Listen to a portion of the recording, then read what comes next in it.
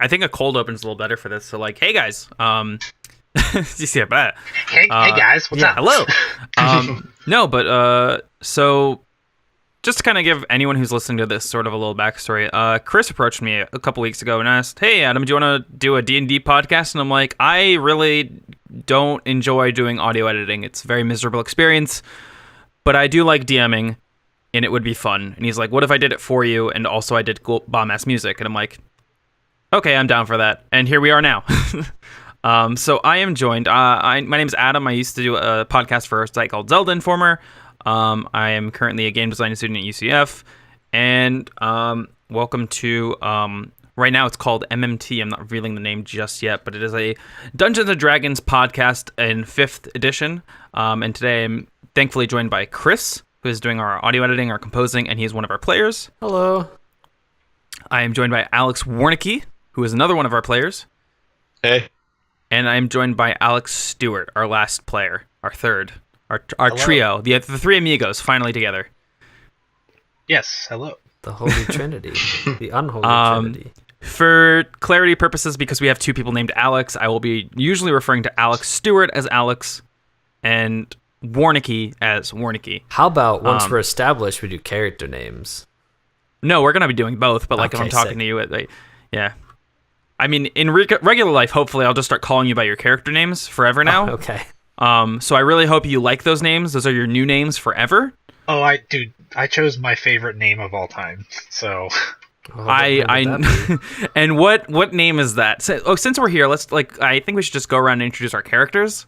But I guess, wait, one more thing. To those of you wondering who are listening, and I'm sure that there are some people who have played D&D before, I am not the most experienced DM. I've DM'd like 4 times in my life, and they've all been 5th edition, and they've all been kind of hectic. Alex Stewart has been... You should just call me Stewart, and then call him Warncke, and then no one's Alex. I'm Alex. It's banned. No one gets it. I'm Alex. I'm Squidward. I accepted it long ago, don't worry. Yeah, no, so have I. So have I, absolutely. Stewart has played with me before as a player in a campaign I made that hopefully we'll be able to talk a little bit more about in the future. But Chris and Warncke have never played with me before. I haven't played at all. Like, You've ever. Never played D&D? I've never played. I played one session of D&D, but couldn't make it fit for my schedule. I never played but one time. The one never time. That's how many times I played. Yes, exactly. Was that also 5th edition, or was that Pathfinder? It was D&D, but I don't know whether it was 4th or 5th. I think the character sheets look way different, so it might have been 4th. Were there a lot of skills? Yes. Were there a lot of feats? I'm not sure. You might have been playing Pathfinder? I'm honestly... Maybe. I don't know. It doesn't matter. He doesn't. Yeah. I assume you don't really remember it, so... Yeah. But yeah, Warncke, can you tell us a little about your experience with D&D? I played 3.5 for a little bit when I was like in middle school or early high school, one of those two. What a nerd. And then I've played 5th a little bit. Not like a ton, Myth? but enough to know the essentials. What was that? What is Myth? No, 5th edition. 5th. Oh, I thought you said Myth, and I'm like, what is Myth? That sounds interesting and different. Oh, no. It's actually a Hannah Montana role-playing game.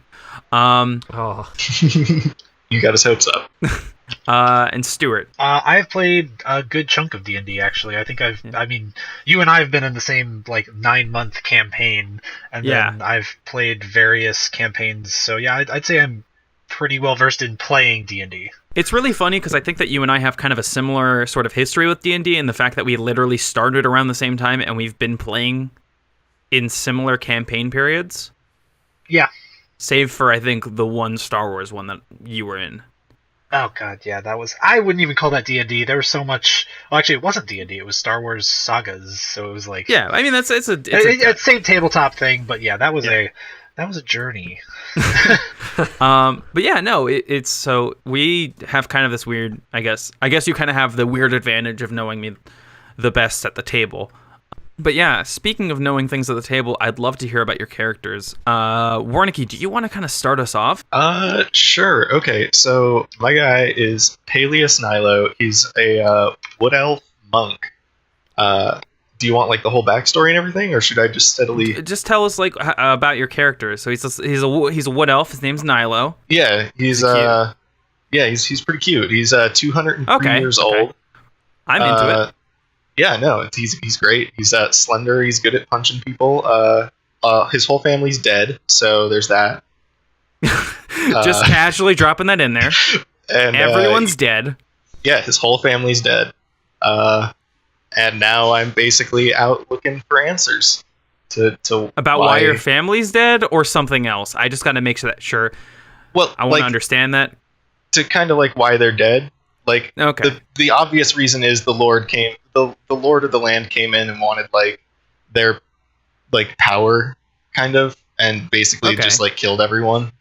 I escaped that's and now nice. It's not a happy backstory, but so it's little there. happy Nilo was playing in the forest, comes home from school one day in the forest, and just like everyone's dead at the dinner table, and he's like, "Oh, come on," because you know how teenagers are. That's basically covers it. Okay. He plays the flute. I got that too. Nice. Jazz flute? Yeah. I mean, I don't play the like flute, so you're not going to hear any sound We got effects, some like Jethro Tull kind of stuff. He plays that jazz flute. But yeah, he's what is he class wise? Tell us about his like what he do. What do you mean? I told you he's a monk. Oh yeah. Yeah, he's a monk. He punches people. And monks don't start with any like weird specialization stuff, right? They have to level up to it. Yeah. It's at like level 3. I can choose my power, which is part of the backstory too, is the power I'm going with. But you'll see that. Okay. Cool. Chris, tell us about your character. I got Orgaloth Lothlani. He's a drow fighter from, of course, the Underdark. Noble family, kind of stole away in the night. Took the family heirloom, big ass greatsword, with the family crest and shit on it, insignia, whatever. And just like, I need this. It's like, you know what? I like it. I'm taking it with me to go and fulfill my destiny. Dad won't mind. Dad will never see me again. But so yeah, he's gonna be fighter, or he's a fighter. Not entirely sure when I'm gonna go with the martial archetype when that comes, but I guess I'll figure that out. Okay. But trying to play the tank, maybe augment it with other stuff. There's like 3 different kinds for fighters. It's basically you got the. I know there's champion, battle master, and eldritch knight. Yeah, I looked through them. It was like when I'm determined, I guess, because originally looking at eldritch knight, but you remember I talked to you about maybe going with something else depending on how that works out. And given that, I might go with one of the other 2. So I guess I'm leaning probably towards champion, not necessarily in terms of mechanic, but in terms of kind of character. I guess to give some context, like champion tends to be the sort of the highest base damage character. Yeah, he's like the raw fighter. Power kind of guy. He's just punching people. That's really his whole thing. Battlemaster tends to be he has this thing called tactics. Like basically he can like give people extra actions or make little buffs and debuffs on things. It's kind of like a mix between a bard. And then you have the Eldritch Knight who has some spells. I think it was abjuration and evocation magic, I think. Yeah. Eldritch Knight It's funny because the name Eldritch kind of implies a lot, but it's like not really accurate for the. Yeah, because like abjuration and evocation are probably seem like the most non-weird, like the most easily comprehensible. Yeah, it's they're like normal magic. He just happens to have magic, and like Eldritch kind of is like, oh, he's like got this whole Cthulhu thing. And it's like not really. Not really, yeah. I've seen a lot of Eldritch Knights that are like pretty normal, just regular dudes, just dudes being dudes. Well, I'm probably gonna go for champion, but I guess we'll see. Okay. We'll see. And again, of course, I talked to you before about the reason I'm going with that instead of like Eldritch Knight, and we'll see how that goes. Yeah, we'll get there. If we get there. Mm-hmm. Is there anything about his backstory? Anything you want to tell us? I guess let's say just the noble family in the Underdark was I guess it's kind of physical description. He's weirdly large for a drow, like 6'2" and like about 180 pounds. So probably like the size of like a human in a way. Would he be like lithe, average, lean, bulky? For an elf, I guess that'd be bulky, but he'd probably look kind of like a lean, fit human. But on an elf, that would be super bulky. Right. Yeah, I tend to. So there's a thing in 5e that says like weight, and usually that talks about like numbers. But the way that I use it, because I find it's totally weird to describe things in numbers when you're talking about something that's a physical appearance, I use terms like stocky or like boisterous or something to describe like them as like a physical. Like those Cosmopolitan magazine, like a pear-shaped woman, that sort of thing. That's basically what I do. So thanks for that. Stewart, do you want to tell us about your character? Yes, my guy is a halfling cleric named Jimothy Horan. Nice. Not Timothy, Jimothy. Don't call him Jim. What? Don't call him Jim. Right. Wait, he doesn't like. Right, he refuses to be called Jim. Is there like some tragic backstory with this? No, he is proud of his name. Okay. His name that his loving parents gave him. It'd be like if you forced us to call you Alexander all the time. Yes. Don't do that, please. But okay, sure. Jimothy, Jimbo, let's go. No, absolutely not, Jimothy. You will address him as Jimothy, and we won't have any problems. All right, Jam Jars, let's get going.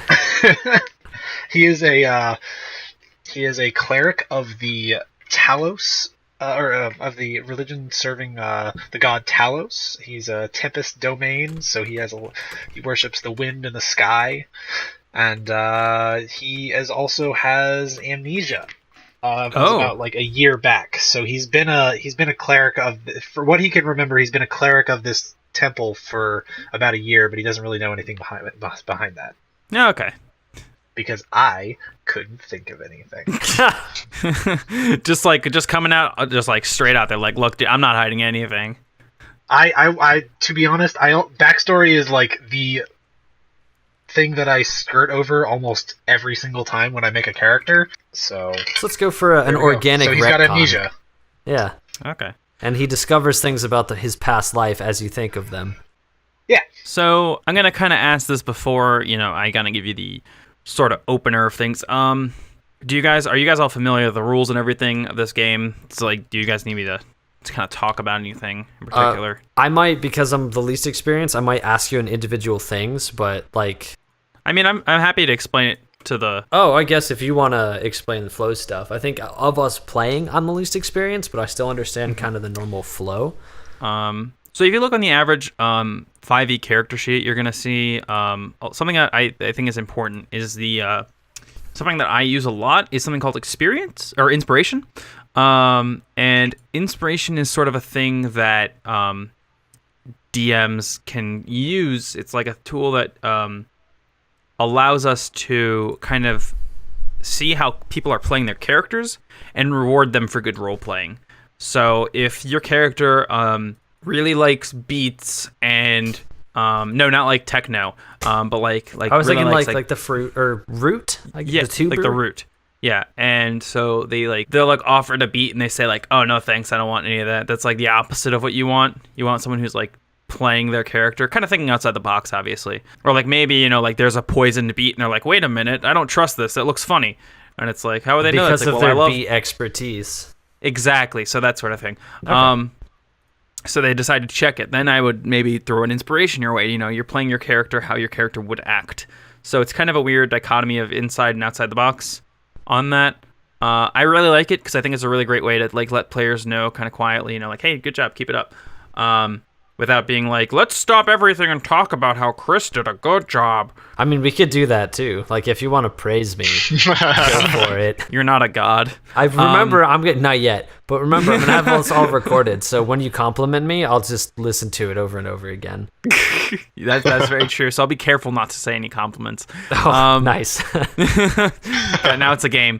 But yeah, so you can use that to kind of give yourself advantage on any rolls. Certain people like Stewart, for example, you're a halfling, so you have this feat called Lucky, which basically means that 3 times per day you get free... I can re-roll critical fails. But yeah, so you use that. There's things for those listening, it's like there's things like initiative. 5e is mostly made to be this sort of like narrative experience that's easier for people to kind of get into and just talk. It's not really focusing on the numbers as much as it is on the story. So it's really good for this sort of storytelling thing that I like to do, and I'm hoping that along the way you guys are with us and you're able to kind of experience the wonder and joy of Dungeons and Dragoons. kind of, I guess, through the eyes of Chris, because he's kind of the one that has the least experience. Maybe through the ears? Yeah, that too. I have no idea when these are going up, by the way. So Same. I'm not going to comment on feedback. But I guess if you're listening, let us know what you think. Is there anything else you guys wanted to go over before we kind of get things started? Well, I'm ready to get right into it. I don't know about everybody else. That's just me. Like, no, yeah, I'm good. Okay. Stewart? Yeah, I am also good. Awesome. All right. So, our adventure begins with burlap sacks over your faces. The three of you have been kidnapped. Hooray! Is it my turn? more like Start off on a good foot. So you kind of wake up and you can't see anything, all three of you, and suddenly each one of you has the bag pulled off their face, and they're in a room with like a little swinging light sort of thing. And it's like a little dark room. You can see the door, and you're all tied to chairs. And steps out from the darkness a man with long white hair and elvish features and these like leathers, like an adventurer's leathers, and he's like, "You're probably wondering why I've kidnapped you. Don't worry, I am a friend, but, well, your time is a bit more violent than mine. I've come seeking your help. You three may be the only ones capable of preventing a terrible evil from destroying the very fabric of reality. And I'm here to make sure that someday you can reach that capability. The road ahead of us will be long and arduous, I won't lie to you, but I'm certain that together we can save the future. Will you join?" Whoa. Hang on a second. I was merely in the tavern having a good old time at the bar. What are you trying to tell me that I need to save time? "Yes, and I am sorry for maybe drugging you. That was probably not cool, and you should never do that. But anyway, I mean, it was kind of important, and I didn't really know how to ask. I'm not really good at this sort of thing." I guess I've failed dare now. Also, could you describe this man talking to us again? He is a man with long white hair, elvish features, and these sort of like leathers with like boots. Okay. Like what kind of elf is he? He seems to be a high elf. Okay. Yeah. And he has these gloves on that are like, they look like they're meant for like a bird tamer. They have those like long flaring sort of parts on the gauntlets. I don't know what they're called. You ever seen bird tamer gloves? Yeah. Also, what kind of equipment? Like, do we have all our stuff, or have we been disarmed? I imagine we're bound. Your stuff is on you. Oh no, I don't have weapons. Your stuff's on you. Like, he hasn't taken any of your things. He's kind of just tied you up to these chairs and chains. Okay, but metal chains. I'm getting at. I can't like stealthily undo my binds and just kind of chill. Do you want to roll to like inspect the chains? Sure, yeah. Let's investigate what's holding us together. So I'm gonna roll for that, but is that intelligence? Do you have investigation? Like a proficiency in it? Mm-hmm. I don't believe so. You can roll natural intelligence for this. That's fine. What does that mean? You can roll, so what you're gonna do is you're gonna take a D20, and you're gonna look at your character sheet, and you're gonna look at your ability modifier for intelligence. What that means is that plus or minus underneath your intelligence score, and you're gonna roll a D20, and whatever you get on that roll, you're gonna modify it by whatever number is there. Okay, so just roll plus intelligence modifier. What is your intelligence modifier? 0. Okay, so just roll a flat D20. Don't worry about adding any numbers. All right. We get from that 15. Okay, so you can surmise that the chains that are binding you are more than just regular iron chains. They seem to be sort of a magical property to them, especially with the fact that they're kind of glowing, and it is kind of lighting the room a bit. It's a little. He's not really hiding the fact that they're magical, but there is a lock on them, and that seems to be kind of protected by this little magical aura of sorts as well. Okay. And if I look around, is this the first time I've seen this halfling? And what race are you again, Warncke? I am a wood elf. A wood elf. So we've never seen each other before, right? Yes, and for you in particular, this is kind of the first time you've even seen a halfling. Oh yeah, that would make sense. Yum. You've never seen these dudes before. You've seen dwarves. Like, you've heard of dwarves. You've never seen this. He looks like a dwarf with a baby face. And a baby body. And a baby body. Baby body. I might as well. Man, DreamWorks should hire me. But yeah, so for all you know, you, an elf, and a baby have been kidnapped by this man with a deep voice.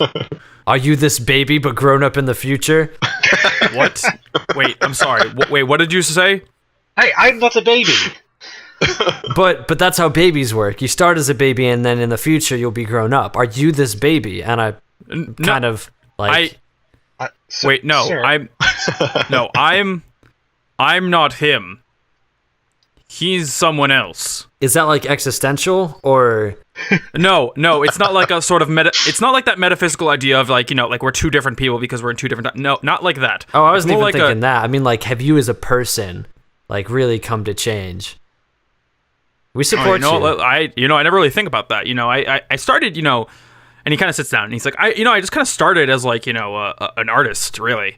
I would paint for days and days, and then, just something about it just, stopped, inspiring me. I just stopped. I fell out of love with it, I guess that was about the time that check on these chains. Can I? Yeah.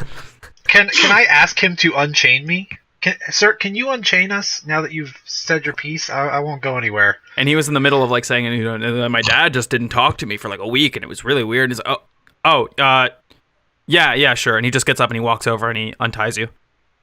And the chains kind of rattle and they fall to the ground like a tink, clink. Okay, I want to do like pretend that I broke out of them when he unlocked me, and I rolled a 4 + 2 on strength. So after he's unlocked them, so like, do you want me to describe this to you? Yes. Paint me a word picture. Just to clarify, what is your character's name again? Orgoloth Lothlani.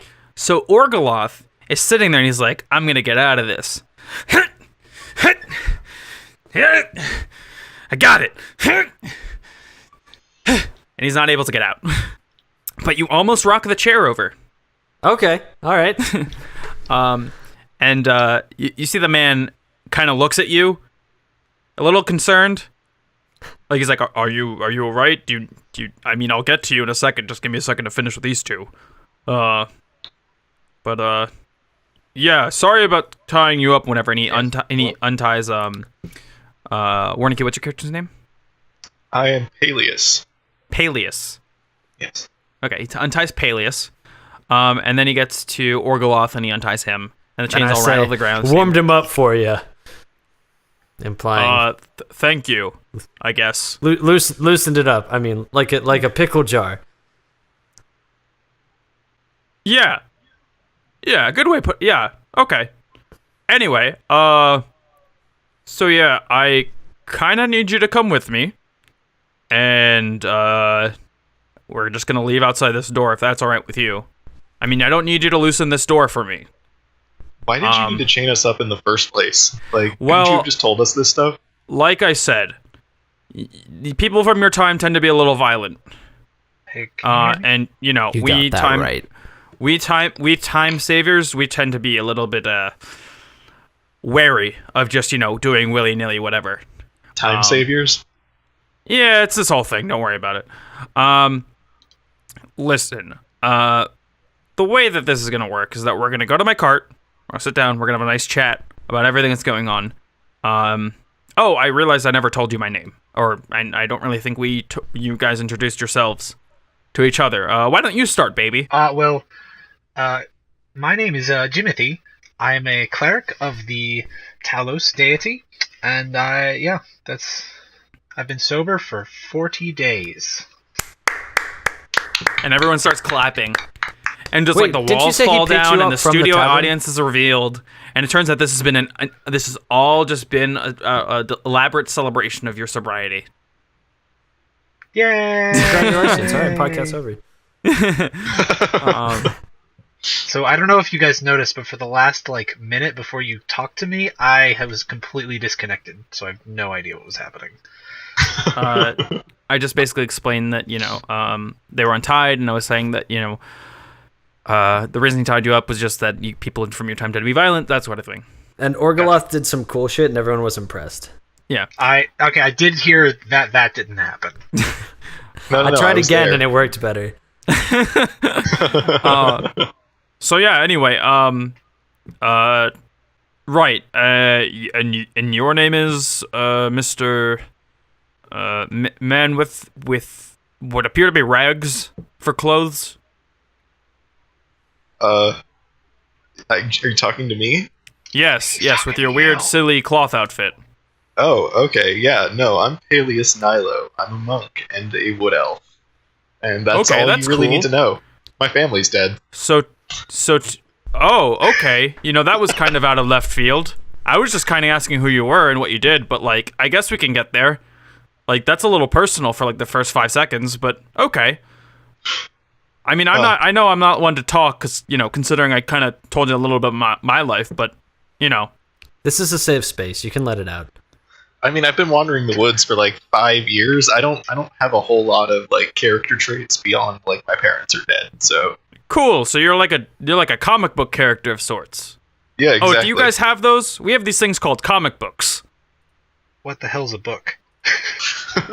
Yeah, we have books in our world. I guess you guys are just kind of dumb. Read a book, perhaps the bread book, as Orgoloth says in his pretentious noble I'm sorry, accent. a bread book? Like a book made of bread? Something like that. Well, I'd eat that.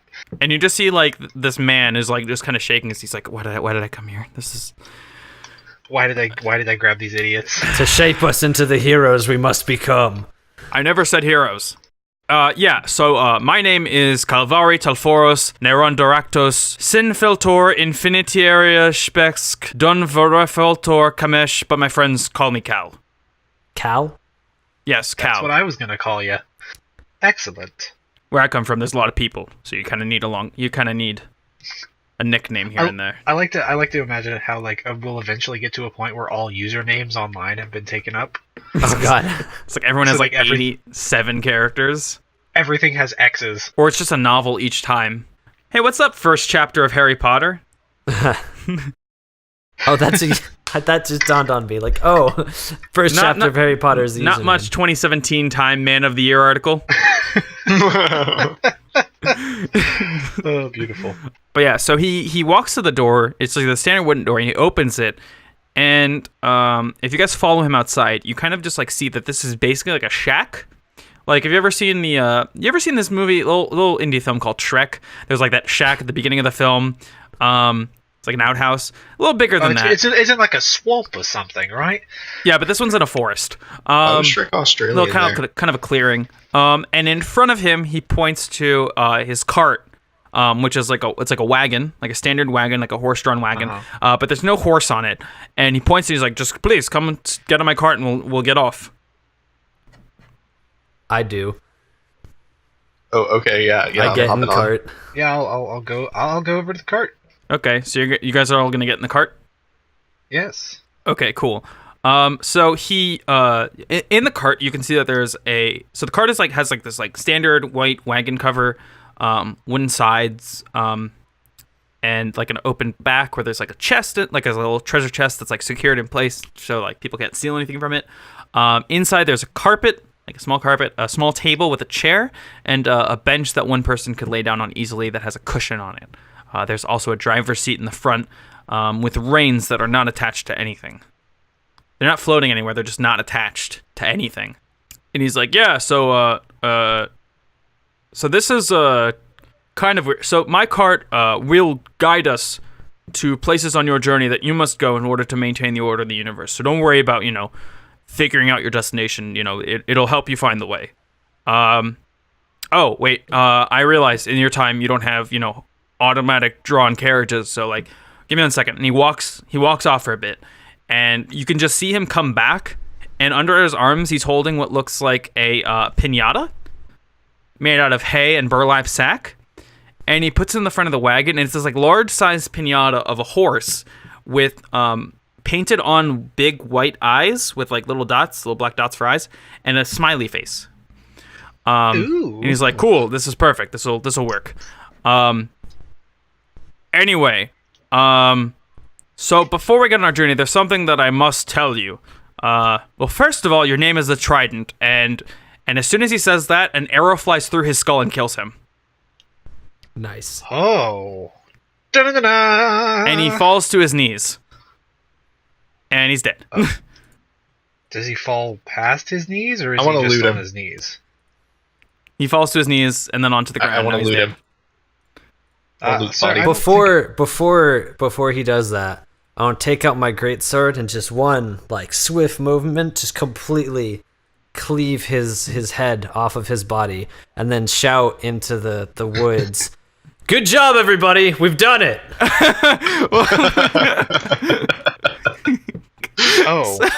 Boy. Well, and then we seem to have found ourselves into quite the pickle. And then my thought process for that is trying to maybe convince whoever fired the arrow that I'm secretly on their side, despite having absolutely no idea what's going on. Okay. So what happened from... I was undercover. The Alex's perspective is that your new friend just died in front of you, and your other friend just cut his head off and is clearly working with the enemy, whoever that might be. They also don't know what my name is. The Alexes know what my name is, but Paleo and Jimothy don't. You? I wasn't speaking in third person, but I was never asked my name in universe. That's true. He forgot to ask his name. Well, Dark Elf Man, I'm just going to call you Dark Elf from now on. I'm going to loot body. My name is Ernest Humperdinck, and I'm actually 2 dwarves in a trench coat. Well, that makes more sense. You're just going to believe him on that? Let's see. You can roll to call his bluff. I'll roll, I guess, persuasion, right? And then he has a saving throw for it? No, you're rolling deception. Deception. Or actually, no. Yeah, it's called deception. Yeah. Okay, yeah. Well, all right, so it's charisma modifier and then d20, right? Yeah, and you guys get to roll wisdom or intelligence, whichever's higher. Mine is wisdom, and I rolled a 17, so I have a 19 on that roll. Oh, well, shoot. Oh, shit, I also rolled a 19. So 17 basic plus rule, 2. Does defender win from now on? Forever? Or attacker wins? I would say defender wins. Okay, that's usually how I like to play it. Warncke, what did you roll? Oh, I rolled 13. Okay, so Warncke's pretty into it. He likes this idea of a dwarf round, especially 2 dwarves. 2 dwarves. Yeah.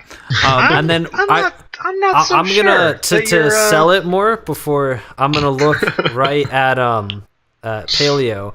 I'm gonna cover my hand with my mouth to make it sound muffled without breaking eye contact, and say, "Yeah, I'm right down here. There's 2 of us."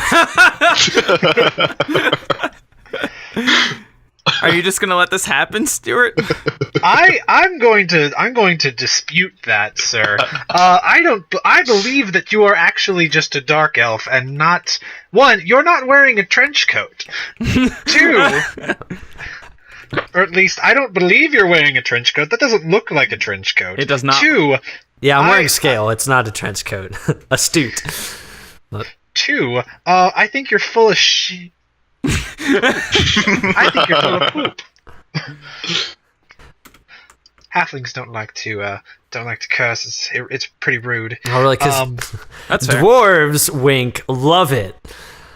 But I'll say, that's quite astute of you. You seem to be an excellent detective. You'll be useful on my quest.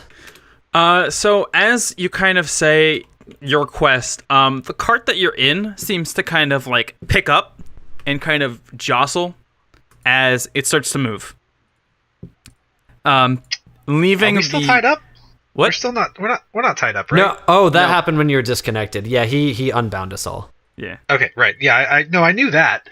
But no, he left you. I mean, your guys are just rolling past the headless corpse of your former friend Cal.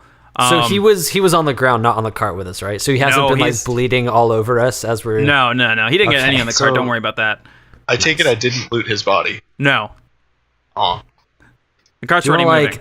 Hop off, run after him, get something, and... I mean, you can try. This cart's picking up speed, though. I don't know how fast you can run. Other question, also, what's up? Stewart, did you dispute my claim, loudly? Yes. Okay. Yes, you weren't just I in my ear what are you doing? Okay. I said that out loud. Sir Phineas, I don't believe that this man is two dwarves at all, because 1, he's not wearing a trench coat. 2, he is a dark elf. He's actually wearing like a full like armor, like scale armor. Basically, he's wearing like a suit, like he's like wearing like a classic suit of armor, but it looks more like dragon scales. And he's like, yeah, like one dwarf is in this leg, and the other dwarf is in this leg, and the rest is just kind of figuring it out. Also, my name is Peleus. Yes, exactly, Ferb. Good reference, bro. Yeah, you're welcome. I'm gonna get your name wrong for the rest of the campaign. I hope you know that. Well, two can play at that game, your prerogative. Oh God. So as you're kind of having this sort of dispute on names, the cart is moving forward, and it's kind of rolling along through the forest, kind of willy-nilly, almost like it doesn't care about the fact that the owner is dead. It's kind of taking a liking to you, I guess. After I chopped off its head. Who is driving this cart right now? Was that in character or out of character? Yes, it was. It was in character. I was asking the party who is driving this cart right now, and I would also like to go and look who is driving the cart. There is no one driving this cart horse right thing now. You put up there. Oh. You just see the reins still sitting on the front seat, with that fake horse kind of just bobbing in place. Oh, I cast I have a cantrip that I got for being a dark elf called Dancing Lights, where I can like put lights and like illuminate an object or like set them into a shape of like a medium-sized figure. Mm-hmm. I would like to illuminate this horse to make it look this fake horse to pretend that it is in fact a magical horse instead of a magical cart with a fake horse in front of it. So you're making this. So now you have a glowing pinata leading your wagon. Yes, and I said, of course, that glowing pinata is pulling our cart. Obviously. Okay, that makes sense. I'm not even gonna like roll for that. We can just say that I'm not even bluffing. It's just like you honestly believe this. I guess, I believe. I would like Good to. job, I would like to subtly use my thaumaturgy to make the back door of the cart open and close randomly. Wait, what is thaumaturgy? Thaumaturgy essentially is like it just allows me to do like move things around. Think like when someone's in a haunted house and like a ghost is like making things like doors open, lights turn on and stuff. That's actually Orgothal. Little known fact, it's just Orgothal in every haunted house. He just does that a lot. That's just his thing now. Okay, well, or how do you know it's not me in the closet? Wait, Orgothal? Is that like a mispronunciation of Orgoloth, or is that an entirely different character? I thought your name was Orgothal. I'm sorry. That's fair. Am I the only one who chose a rememberable name? I remember. I remembered Peleus because it reminds me of paleo. He likes that paleo diet. He only eats raw meat. I mean, I am now. I'm on the Peleus diet.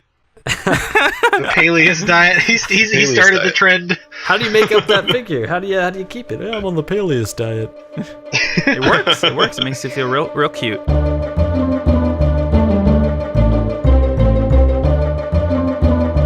So yeah, this cart's moving along, going down its way, when all of a sudden, it just stops. And sort of okay, so you know how a horse kind of like whinnies up?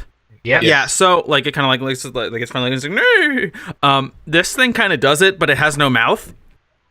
Other than like a smiley face that doesn't fit a horse at all. It has like the little pushy cheeks or whatever you want to, like, when you draw like the lines on the side of the mouth, it has those. But other than that, it has no mouth. So it just kind of does that motion and then just stops.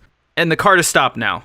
As you notice, slowly prowling are two what appear to be wolf-like creatures. Oh, excellent. And these are called wargs. Is it nighttime? It's daytime still. It's daytime, okay. Oh, it is daytime. Oh, would you look at that? Oh, shit. It has been not 10 minutes into your journey, and you've already been stopped by wargs. Excellent. I am so excited about these wargs and how we are going to fight them. Can someone roll knowledge history for me real quick? Absolutely. Do you have a history modifier? A good one? Or I rolled a natural 20 just now. Okay, nice. so I promise I'm not lying. So based on the wargs and the shape of the path that you're on, you're 99.9% sure that you're in what's called the Warg Woods, which is known for that name because of all the deadly wargs. So gentlemen, it seems that we are in the warg woods, full of deadly wargs. Also, I am proficient in knowledge history, so I super know all this. I know exactly what I'm not talking about, and also we're fucked. Flatulated. But yeah, do you guys are you guys gonna stay in the cart? Or are you gonna get out? What's your plan here? Well, we should probably all get out and fight off these. Actually, you know what? I would like to shoot at one of the wargs with my light crossbow. Okay, can you roll that for me? Yes, absolutely. So, real quick, did these count as like surprise attacks or whatever? I'm giving you the chance. I rolled a 13 plus 4, so that's a 17. 17 to hit? Yes, 17 to hit. Okay, so you hit one. Roll for damage. Okay. I don't add anything to crossbow damage, right? No. For crossbows, I think you add strength as if you have any ability modifier there, but only for proficient in it. I am proficient in crossbows. So. Okay, so you can do that then. Okay, well then, yes. So I did 5 damage. Okay, cool. So that warg is pissed. And they're gonna charge at you guys, and they're charging at the cart. Can I roll simultaneously? Wait. Yeah, because I was like immediately thinking, or can we? Is it like limited to one surprise attack? I'm giving you the one. Just the one? All right, that's fair. Yeah. Well, can I say that I wanted to, like, while he was doing that, step out of the cart and you can do that. Yeah, totally. Yeah. Okay. I was thinking of just leaping right out of it, but I guess they probably were too far away from that. Okay, so you're gonna leap. No, I like this idea of them being like 20 feet away, and you're just like screw it, and you just like jump, like you do this like crazy. Do actually roll acrobatics for me. Okay. For this, acrobatics or athletics? Acrobatics. Because I'm not doing a flip or anything. But okay, acrobatics. So 16 plus 1, 17.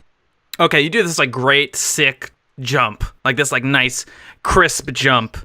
And you do that like super high landing, and your knee kind of hurts because it's really bad for your knees. Can I do like an Artorias like front flip with a great sword kind of deal? Yeah. It looks really cool. Like it's gonna go on the movie poster. Nice. And so you're kind of ready for combat. Kind of give yourself a +1 inspiration for that. Hell yeah. And so Peleus kind of gets out of the cart and is like ready to go. He's kind of like looking around, looking at the situation. Everybody roll initiative. Okay. Peleus gets 13. You rolled a 13? Well, I rolled a 10 and it was my modifier. Okay. I have a 17. Okay. I have 9 plus 1, 10. You have 10. Okay. Yeah. Alex, it is currently your turn. What are you doing? I'm going to fire another bolt at the warg that I shot. You have to reload. Does that take a full turn? Yes. Unless you want to move. I don't want to move. Well, then that's I want to stay inside. I want to stay inside the cart and fire another one at him. So the way that I understand crossbows is that they have to be reloaded. Does it have, because I remember running into this player handbook, does it have like the reload? Does crossbow have reload under its like description? I think so. I am looking that up right now. 1 second. Light crossbow. It has loading. Ammunition. Yeah, it has loading. Yeah, it does have loading. So, yeah, I'll just reload. Okay. That's all I'll do. Warncke, you're up next. What are you doing? Okay, so, like, where are they relative to me? They are in front of the cart, about 15 feet. You're close enough that you can approach and start attacking them if you want, but not enough that you wouldn't need a move to do so. Okay. But are they, like, next to each other, or are we like a triangle if you were to draw lines? They're about 10 feet apart from each other. There's only 2 of them. Are you going to attack the one that was already hit, or are you going to attack the other one? No, yeah, I'll attack the one that's already hit. Okay, cool. So roll to attack. So you're going to do your attack bonus. So 22. Okay, so you definitely hit. These things are not that bulky. Oh, max damage. I did 11 total. Oh, dang. So nice. You whack this dog. You monster. Warncke, the dog whacker. So he's taking a pretty hefty beating. There's a crossbow bolt sticking out of him, and he's got some like bruises over because of the smacking and stuff. Is that the end of your turn? I can't use my bonus action to go attack that other one, can I? I think you have when you have key, you can use your bonus action to like spend key points. No, because it's in martial arts. When I use the attack action with an unarmed strike or a monk weapon, which the quarterstaff is, I can make one unarmed strike as a bonus action. Oh, okay. You have a. Do you have to move? Will you have to move to that? Because if you can't reach him from, you could still attack the one in front of you. I think. And I think. Did I not kill the one in front of me? No, he's not dead yet. He's still up. Oh, okay. Yeah, then I'm gonna do that. Okay, punch that wolf in the face. Okay, so for the hit on that, oh no, super don't get through on that. I got a 5. Yeah, so you kind of like you punch gently next pet to him. You just punch, and you're just like, soon it'll all be over. I felt bad for like hitting him so hard just now that I had to take a second. Just because you're a bad guy doesn't mean you're a bad guy. But yeah, so now it's the Warncke's turn. He is gonna definitely bite the hand that feeds him, and he's gonna do a little snippy snip at Warncke, at Peleus. And let's see what that does. And what is your armor class? 15. Okay, he definitely bites through that. And he's going to take a little chomp on your hand that went up to pet him. And it is doing 5 damage. 15. Oh boy. I said 5, not 15 damage. Yeah, I know. I don't have a lot of health. Okay. Oh, yeah, gotcha. But yeah, he does 5 damage to you. And he kind of howls with glee. As the second one notices the other one biting, and is like, oh, good idea, let's do that. And he kind of scurries up to Orgoloth. Or as far as they know, Ernest. And he wants to eat some of that juicy leg. He sees a nice leg nearby, and he kind of nips in. She's gonna try to take a little chompy chomp, and it's not gonna work because I don't know what your AC is right now, but this probably didn't happen because he rolled like 11. Okay, yeah, it's 18. So yeah, so he bites into your armor and he's like, scales, dang it, I forgot to. You gotta shell these things. You know, he's just thinking like, silly me. Can we pretend that this warg is actually talking, almost like a Billy Crystal wargs accent? can talk. Oh, well. Let's be clear, wargs can talk. They can learn common. So this one's like, silly Bookbok. Bookbok's so silly, he forgot to skin meat.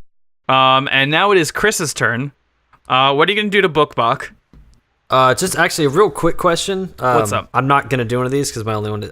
How exactly do bonus actions work? So bonus actions are they're not regular actions that you can do necessarily. Yeah, like I know, for instance, I have second wind. Yeah, so you can spend your bonus action to do second wind, which gives you another action. So well, no, that's action surge. The second wind is a healing thing. Oh, second wind would be healing yourself. How many like bonus actions? Like if I have, say for instance, like second wind, I have to like short rest to use it again, and I don't know how action surge works, but say I have 2 bonus actions that like require just a short rest. Can I do like each of those once? Like how many bonus actions can you take per battle? Okay, so each turn in a round that you have, you can do 2 standard actions. One of them can be an attack action, and you also have a bonus action. So you have 3 things that you can do pretty much per turn. Okay. And only specific things can be bonus actions. Yes, and you can only do one of those per turn. Okay, but for like a whole battle, it's just a per turn limit when it comes per to round, bonus actions? Yeah. Okay. So like the next round, once everyone has cycled through their turn order, you can then do a bonus action. Yeah, if I have one that's ready. Yeah. And reaction usually also eats up bonus actions. Okay. So in D&D, at least in 5e specifically, combat takes 6 seconds. Each round is a 6-second window of time. Yeah, so where 10 rounds is a minute. Yeah, where everything is happening all at once. And this is just a way that like to keep time of things. So like if you have a spell that let's say lasts for a minute, it'll last for 10 rounds. Yeah. That's 10 rounds of every single person going through the order. So if you're fighting with 5 people, that's 5 people in each round that go. Then the next one happens, and 5 people go. Then the next one happens, and there are modifiers on that, obviously, and things like that. But yeah, so since you're at the bottom of the list, just to kind of elaborate, we are now in the second round. Oh wait, did you go yet? No, I haven't gone yet. You've not gone yet. So questions. Finish. What were you gonna do? Okay, 2 questions. One, the warg that Jimothy and Peleus attacked. How's it looking? It looks pretty not great, but it's not right next to you. So another thing in D&D is that if you try to leave without disengaging, which usually takes a full action unless you're a rogue, they get the opportunity to attack you as you're leaving. Yeah, so disengage is like essentially you're taking the action that you have to safely retreat. Kind of like, you have your pistols trained at each other and you kind of like pull back slowly watching them. Yeah. Okay, it's a very deliberate as opposed to being careless and them getting an opportunity. Like turning my back and letting them get a free hit in. And so there's tactics to both. You kind of have to gauge that. And when you're like a tankier character, sometimes you take those risks. Yeah, that's what I was kind of getting at. Because I was going to say, like, if I just like... Because this thing just kind of nibbled at my leg. I'm not perceiving it as a threat. If I just walk over to finish off this other one and kind of consolidate everybody. Mm-hmm. But do like opportunity attacks get like advantage or something like that? Or? No. That would be decided by something. That would be like in a moment sort of thing. So like, opportunity attacks are basically just normal attacks. They just get to take it for free at that time. Yes. Yeah. It's like an extra action, but it's totally up to you what you want to do here. Yeah, in that case, I'm going to go ahead and just like walk over to this first warg. All right. So Orgalath is like, silly puppy. And he kind of walks away. And the dog's like, no, seriously, take me seriously. I'm Borkbok. And Borkbok, what is your AC? 18. 18. Oh, just barely. And he just like, he nips right at the edge of your armor, like where the scales kind of line up, and he almost gets you. But you just kind of slip away. You're like, no, get off of me, you silly dog. Without even turning back, I say, silly dog. Silly dog. And Borkbok's very upset by this, obviously. So yeah, I'm going to go ahead and attack the other one, assuming I'm close enough. Question, is this like on the road, or are we kind of like off the side in like a forest or anything? You're still on the road, but it's a pretty quiet road, so no one's really coming either way. What I'm getting at is there sunlight? Yes. Okay. So I have disadvantage on attack rolls. Oh, interesting. Okay. So what that means is that you're basically going to roll... I roll 2 die and take the worst one. Yeah. Yeah, well, I guess I got to go for it. Okay, yeah. Actually, wait, no. No, wait, actually. No, never mind. So the way that it would usually work is... No, actually, yeah, you'd get it. Because you and another ally are kind of like ganging up on one person, you get this thing called flanking, which is basically like you get free advantage, so that kind of cancels it out. So you should be okay. Okay, it's just be a normal roll, we're going to say? Okay. And the proficiency modifier only applies to the attack roll. It doesn't apply to damage or anything, right? No, that would be one of your ability scores. So if you're using a finesse weapon like a rapier or like a bow or something, that adds your dexterity bonus. That's like you're good with that sort of weapon. If it's like a warhammer or something, you add your strength to that. But your proficiency adds like to your ability to hit. For this greatsword, would I get my strength modifier on it then? Yes. So when you're hitting, when you actually do damage, you add your strength bonus. But when you're hitting, you add your proficiency. I do weapon proficiency bonus. Okay, they're both +2. But I guess to roll to attack... When you're attacking, I think you can also... It's going to be your ability score improvement and your proficiency for the attack bonus itself, like to actually hit. But you're only adding your ability score to the actual damage. So what would that be right now? Do you know? D20... +2 for strength, +2 for proficiency. So 4. Whatever I roll plus... Yeah, 4.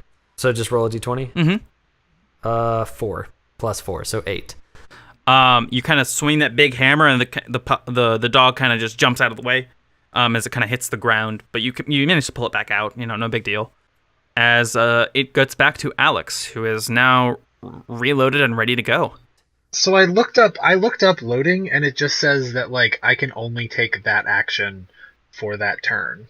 Like I can't do anything else if I fire it. So I'm pretty sure that I can fire like once a turn. I just can't do anything else because it takes that full. Like instead of movement, you gotta like step on it and draw. Yeah, which makes more sense because otherwise that would make crossbows pretty useless. Yeah. Yeah. Okay. I've never used crossbows because they always seemed complicated and weird to me. Yeah. All right, but yeah. So I'm going to fire at the Are there still two wargs? Yeah. Two wargs? Yeah. Wargos. There's Borkbok and the other one. Does Borkbok have the least amount of health? Borkbok has the most health. Borkbok has been untouched. He nibbled at a leg, didn't go very well. He nibbled at some armor, he was called a silly puppy, and then he was ignored. Okay, then I'm going to fire at Borkbok. Oh, God. Oh, finally, someone's given him finally someone around here respects me enough to try to fight me. So I rolled a 2. Okay, so you kind of fire a warning shot at Borkbok. Just kind of like, I'll get you one of these days, you silly dog. Does he play fetch? Does he pick it up and run over and place he himself resists in the cart? that urge, that feral urge to play fetch, as he looks deeply into Jimothy's eyes, and he's like, I know you, and you know me, and we're going to be best friends someday. But today's not that day. I'm excited. Jimothy's pretty excited. Not today. Warncke, it is now Peleus' turn. What is he doing? All right, I'm gonna swing this staff on him again. Okay. I get 20. You get a natural 20, or you just get with your bonus as a 20? With a bonus. Okay, so you're gonna just smack this dog again. You're like, go down. And roll for damage. 6 plus 3, 9. So 9 damage. Okay, so this it's on its last leg. No pun intended. Gonna take that punch. So I did nat 20 the bonus punch to him now. Okay, so how do you kill this dog? Can we Kung Pao, like you punch through him? Yeah, like I want to he's facing me still. He tried to bite me, so I'm just gonna punch directly into his skull. Okay. And just as much force as you can force through his body. How about you rip out his heart and eat it? So the way it works is that Peleus' fist goes towards the dog, and then it's through the dog, and then it comes out of the dog. And the dog is there, but it's missing its face now. Because it had 1 health and you nat 20'd it.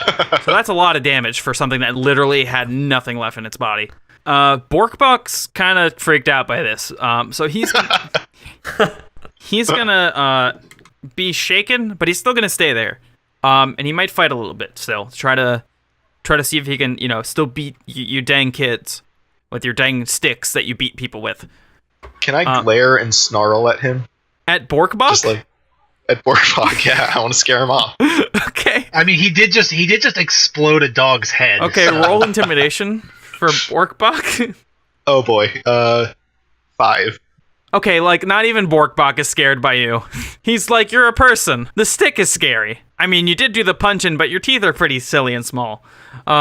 He's not buying it. He's not buying what you're picking up, what you're putting down. He knows how to leave scars. I'm gonna feel that insult for a while. Oh no, I'm sorry. Peleus is gonna feel that in the morning. So yeah, Borkbuck kind of sees his friend is dead, and he sees the 2 people that killed him, and he decides, let's just go for the guy with the crossbow. And so he scurries towards the cart. He's like, and he manages to make his way to Alex, Stewart, the Jimothy, and he gets in the cart and he's like, I'm sorry, and he bites at you. Oh no! With his dang old big teeth, and he does hit. What did he roll? He rolled an 18. That's my armor class. Well, naturally an 18 plus 5, so he rolled a 23 altogether. Oh. Yeah. Oh dang. Yeah, that's why. Well, dang. Ow. And he's doing 3 damage to you. Little nip nop. Okay. At your dang old knees. Look at that. So this warg is now behind Orgoloth and Peleus. What is Orgoloth doing after seeing his friend get kind of nipped at? How far away are we from the cart? How far are we assuming? Oh, no, I guess not. 10 feet. It's all pretty... 15 feet, I said earlier. It's pretty close.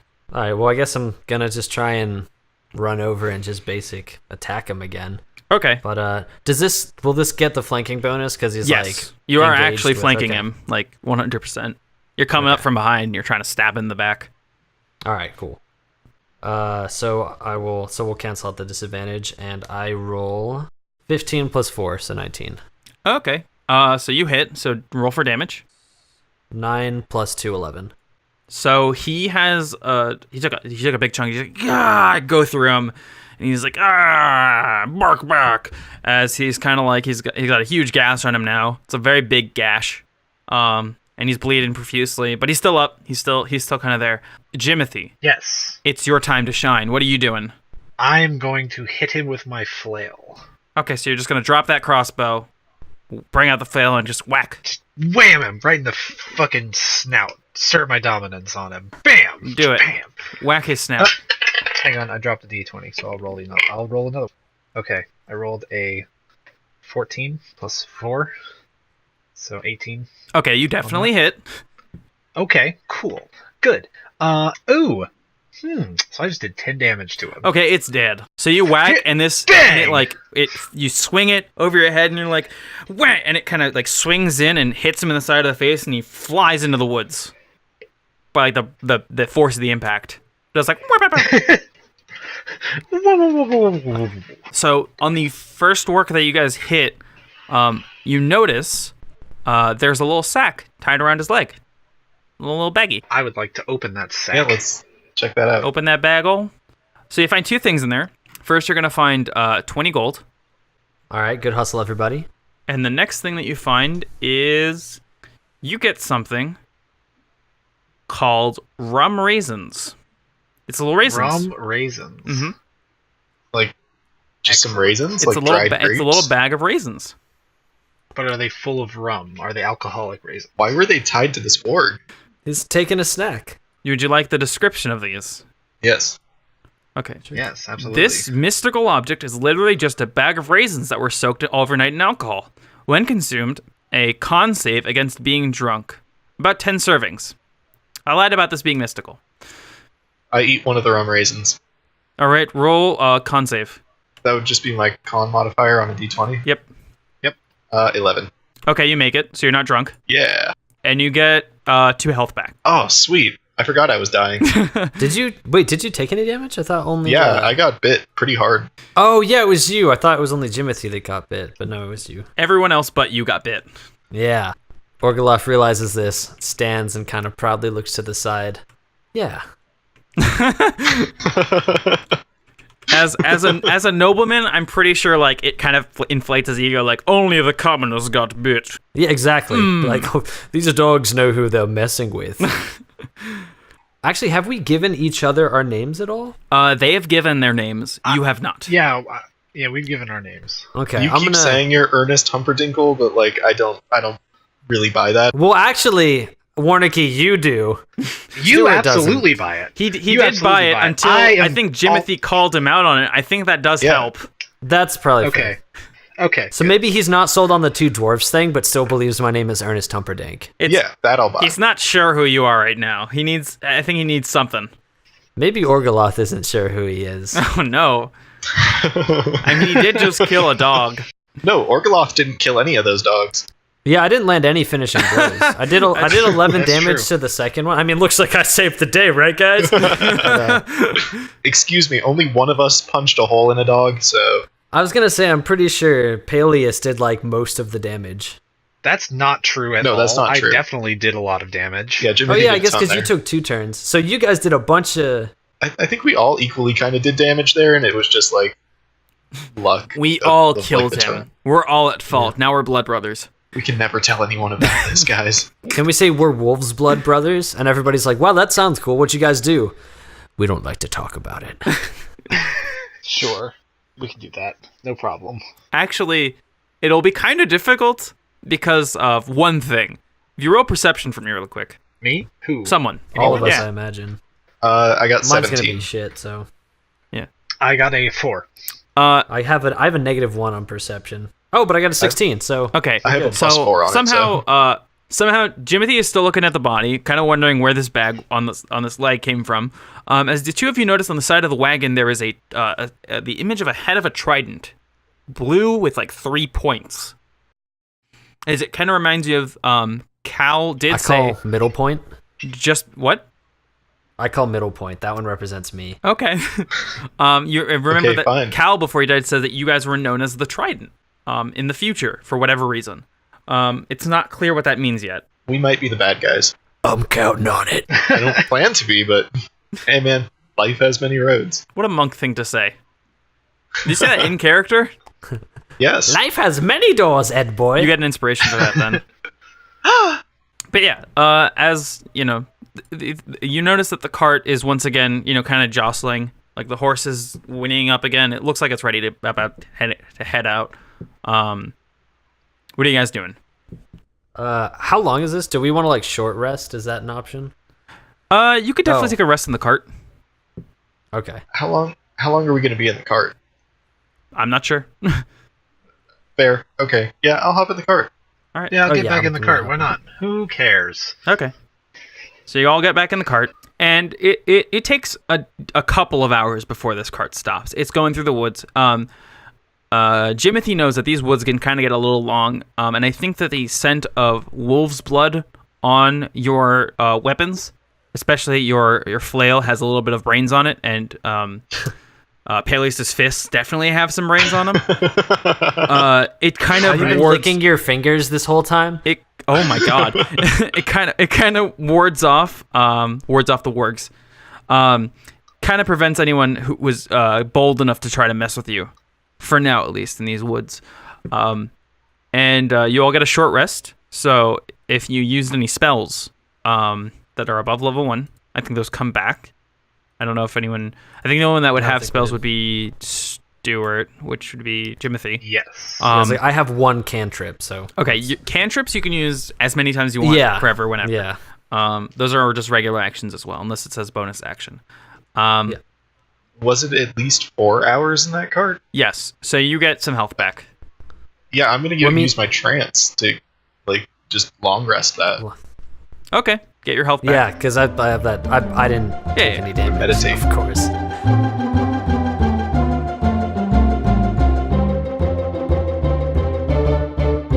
All of a sudden, the cart stops. Oh no, this cart has stopped. What is causing this? Do I hear anything outside? Or maybe Orgaloth reaches over to the pinata drawing it and says, "What's wrong, boy?" Also should mention, I'm pretty sure I have a negative in animal handling. I recognize this isn't a real animal.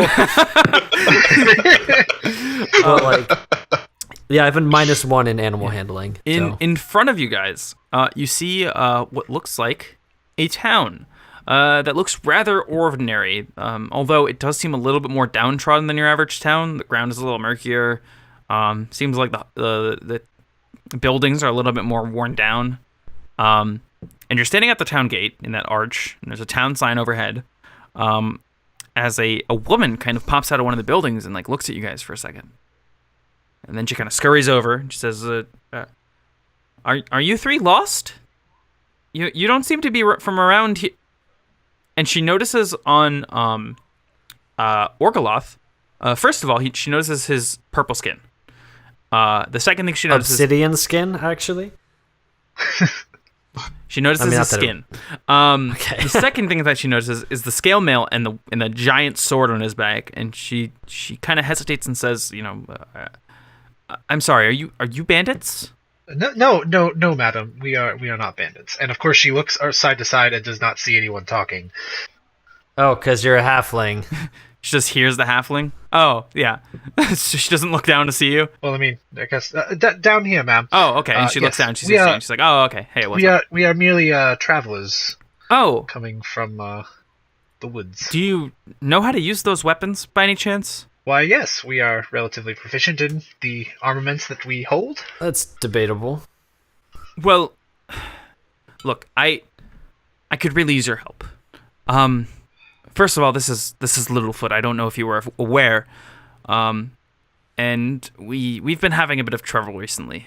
Do you mind if I kind of elaborate? I don't want to waste your time. I know travelers tend to be busy and don't really have time for non-city folk. No, please, madam. How may we be of service? Well, thank you. Our town sheriff has been good to us for years. He's saved us on countless occasions, really drove out bandits. He does have a big problem with accidentally shooting people. And we've had him as our sheriff for about 10 years. No one really seemed else to want the job, but it's been a while, and he's been still accidentally murdering people. And to be frank, his body count is now higher than any of the criminals that we've ever had combined. So you want us to intentionally murder him, is what you're getting at? No, this is a little... So we asked him very nicely, and reasonably, to give up his badge and his gun, or his crossbow, And, he was nice enough to turn in his badge, but he absolutely refused to give up his crossbow. Basically, right now, he is... How do I put this gently? He's kind of running a gang in the outskirts of town. With what he calls his deputies. And if you could either, maybe talk him down, or I guess if you must, use force to get him to stop, it would really help us out. And we'd be willing to pay you. And as you notice that out of the air, another crossbow bolt just flies out and hits her in the leg, and she falls to her knees. She's like, "Ah!" Why? And you just hear a distant, dang it, not again. This dang thing's busted. And you just hear like a window shutter slam. As off in the distance, from where the sound, I guess, originated, you can kind of see what appears to be a small wooden fort with a lone tall tower in the center. I suppose we should go deal with that. And she looks up at you and she's kind of like, so yeah, basically that guy. Oh, that hurts. How far away is this tower? Oh, it's a 2-minute walk. Oh god. Oh, that was out of character. Oh, it's about 2 minutes. Okay. Okay. Okay, so I'm gonna see if I can pull that arrow or that crossbow bolt out of her leg and help her with the bleeding before she dies of like septic shock. Okay. True. Do you have medicine? I have a +2 in medicine. Can you roll medicine for me, actually? 19. Oh, awesome. So you are able to... It's a pretty simple wound. It's just... It flew straight in clean, and you managed to kind of like slowly pull it out without causing too much extra damage. And it's a very thin-tipped bolt. It's not meant to do a lot of like... It's meant to like stop bandits or like put people down without killing them. So it doesn't really... It usually shouldn't do a lot of harm. I mean, point at the wrong part of your body, it can do serious amounts of damage, but thankfully for this woman, it was just in her calf, so a lot of just muscle. And you're able to kind of bandage it pretty quickly. And she thanks you for your help. As, she's able to kind of stand herself up again. She's like, thank you. My husband, actually, was, he kind of lost a limb because of one of those. We used to have a town doctor, but while the sheriff was in his care, he kind of freaked out and shot him in the face with a crossbow. A lot of our stories tend to end with being shot in the face in the crossbow. Why has no one just... Why haven't you forcibly taken it from him? Like, he's the only one with a crossbow. We tried to, but we got shot in the face with a crossbow. Yeah, those darn crossbows. He kind of likes his crossbow. Anyway, yeah, we can pay you about 150 gold if that is enough for. I know it's not a lot of money, but we this is the most we can really afford. We still have we're just farmers. We can't really afford a lot of pay otherwise. Keep your money. It doesn't mean anything to me, or I assume these guys, because I'm speaking for us now. And we'll just go deal with this ourselves. Thank you so much. We don't need the money, right, guys? I'm gonna look at both of them and just say dibs on the crossbow. Like expectedly, like of course. In front of everyone? In front of her? I'm looking at my compatriots, but yeah, she can hear. And she's like, we actually kind of want the crossbow back. It's kind of like a town heirloom. It's we're letting you keep the money. I'm letting you keep the money. Right, but the crossbow's more important. I'm gonna think of out of character. I'll think of something to deal with that. Okay. Out of character, does anybody have what's the like a carpentry background or anything? No. No. Okay. We'll figure it out. What is your game plan? I'm down to just strut on. I guess is it still nighttime or still daytime? Yes. Can we wait until night? It's towards the end of the day, and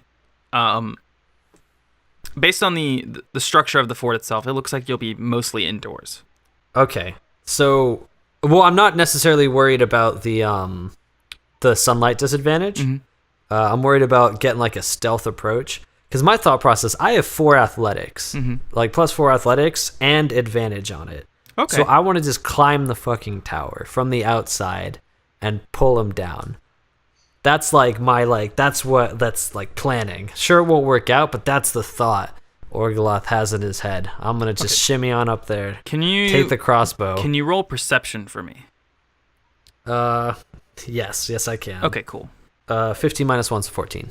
Okay, you don't really see a lot to kind of grab to get up there. It's also I do have dark vision, right, but like superior dark vision. Even during the day, it's pretty plain to see that this is a pretty sheer sort of tower lining. It's not like there's not like any like sort of things you can grab onto. It doesn't look very big, honestly, from the outside. Like it doesn't look like there's maybe a couple rooms in there, not much.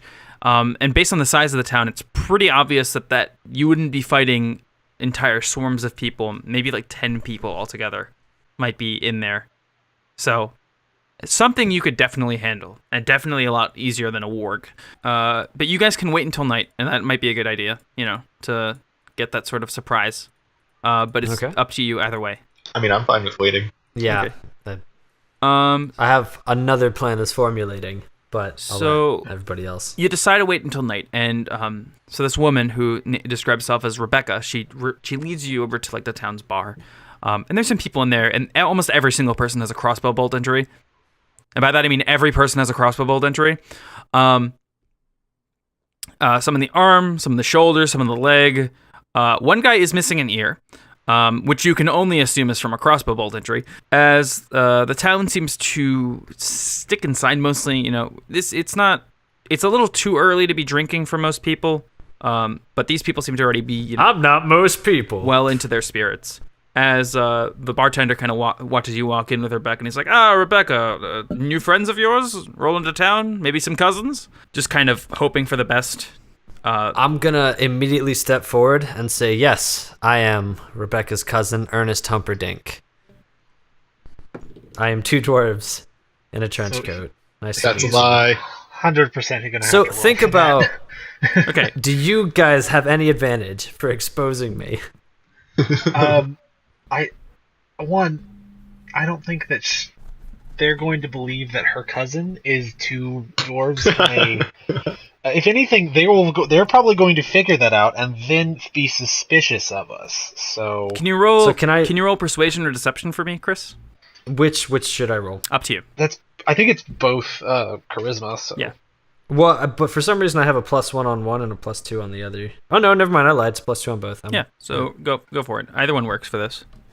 I got a nat 20 and it's +2. Okay, so he definitely he 100% believes the whole 2 dwarves in the trench coat thing. Like, I don't think he would have doubt the whole cousin thing. I don't think he's in the place to doubt that. But the dwarf in the trench coat thing, he's like, oh yeah, obviously, like it's so obvious. Like I don't know, like why do you even do that? Like it's clearly obvious. And out of character, I'm gonna think of a way to use this.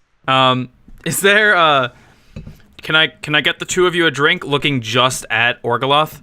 And can I get the rest of you a drink as well? Yeah. I'll just take water for me. Oh, that's no charge then. You need just like comes back in with like a pitcher of water. Working on my sobriety and whatnot. Yeah. Oh yeah. And the bartender kind of looks at you funny, like, sobriety? What does that mean? Oh, it's just not partaking in alcoholic beverages. You allergic or something? No, it's a choice. Oh, like paleo. And he just walks away. I wanna look Jim Jam in the eye and then eat another one of those rum raisins as I do it. Okay. Roll con save. 14. Okay, you're fine. And you get +2 health if you were in at full health already, which I think you are, so you're fine. Yeah. But yeah, is anyone else gonna order anything from the bar? No, I think Orgaloth is good. I filled up on raisins before I got here, so. You've just been munching on those dang old raisins. Swaying back and forth. Have you eaten a lot of those, Warncke? No, I've only eaten the 2. I'm keeping track, don't worry. Oh, okay. Okay, just making sure. I was just wondering, because they're only... Like you didn't down the whole bag and get blasted on the way. Just die of alcohol poisoning like 20 minutes into I mean, they're just raisins. Start flirting with my lower dwarf. So you guys stay in the town and you kind of like spend some time and you're able to kind of meet the townsfolk. They're pretty nice people. They're simple people, you know. Warncke, you said your background is folk hero? No, Outlander. Okay. So these people kind of remind you of where you're from. It's a little bit more crowded than what you're used to, but they live a simple life that reminds you of home. Stewart, your character, Jimothy, wouldn't really know what it would remind him of, so he just, this is just all new to him, like everything else in the world. Not everything is new. I've traveled a bit. Right, but I'm saying it's like not like a fond memory or anything, It's just the usual whatever, Orgaloth, however, this is new to you. Where you're from, this is like not a thing.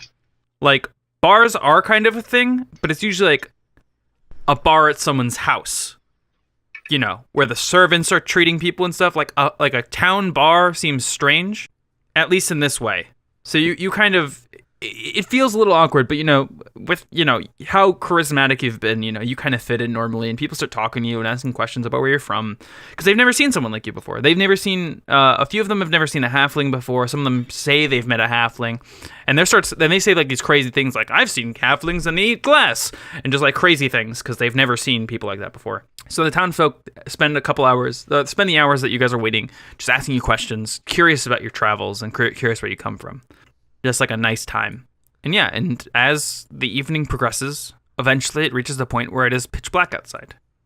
There are a couple lanterns in the town to kind of illuminate anyone who needs to get home, but some people seem still intent on staying. So, are you guys going to stay a little longer? What are you guys going to do? I'm down to storm the gates, so to speak. Okay. How about you two? Yeah, sure. Yeah, I'll just come right behind him. Fine, whatever. Let's do it. Not saying that literally storm the gates. I'm ready to get going with our Absolutely. mission. Let's go save the town.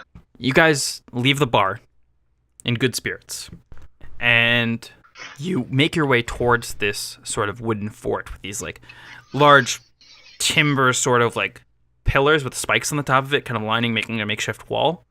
And there's a gate, but it's open. The gate to the actual like fortress is open, but the front door, as you make your way closer, is closed, and there's no guards outside that you can see.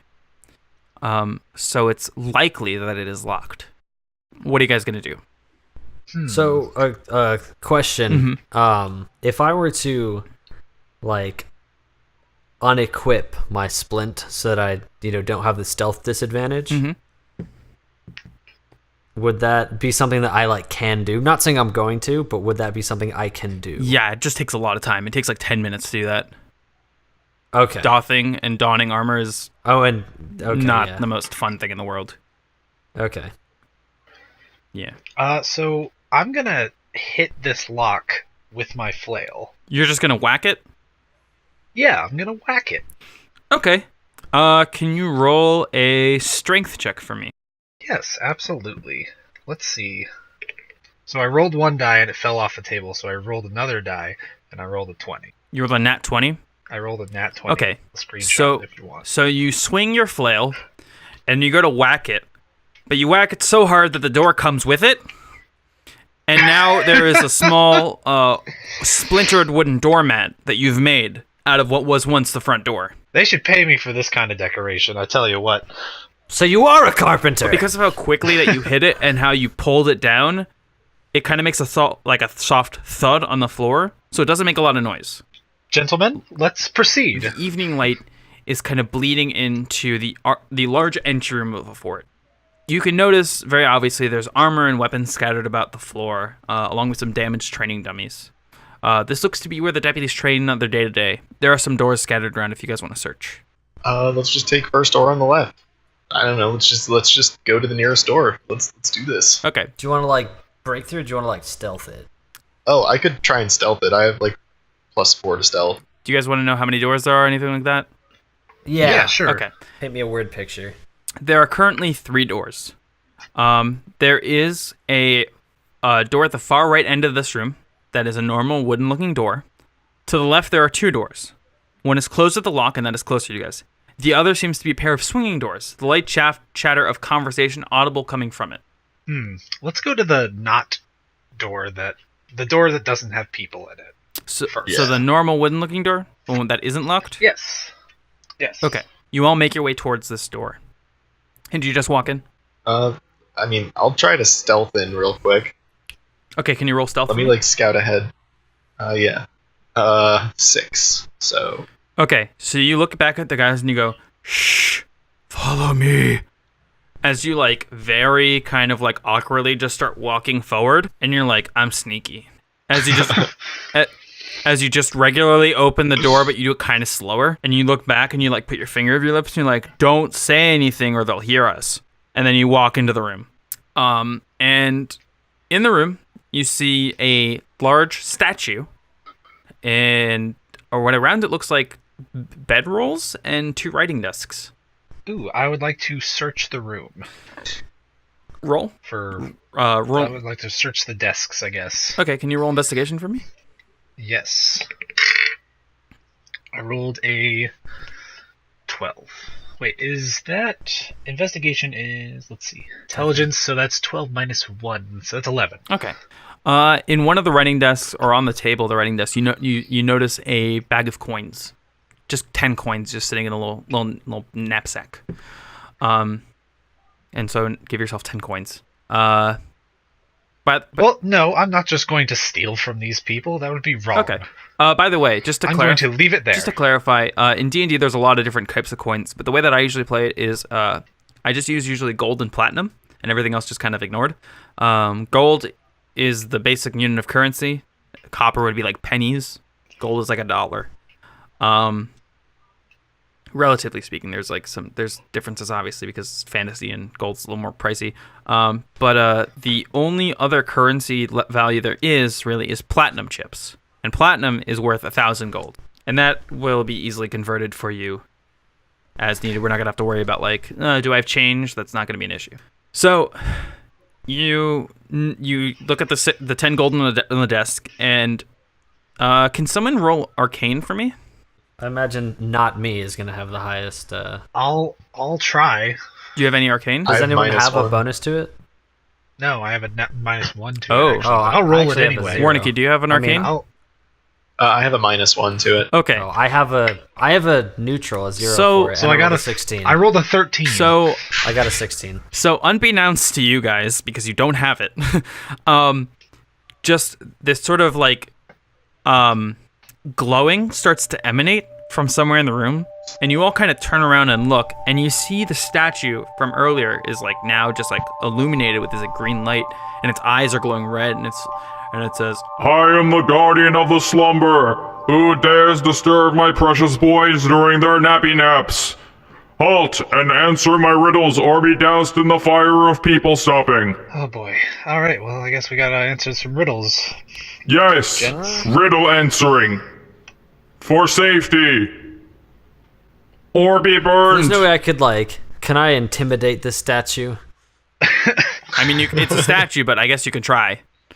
I'm gonna roll for intimidation on the statue. Okay. I got +4 and advantage. So I got a 19.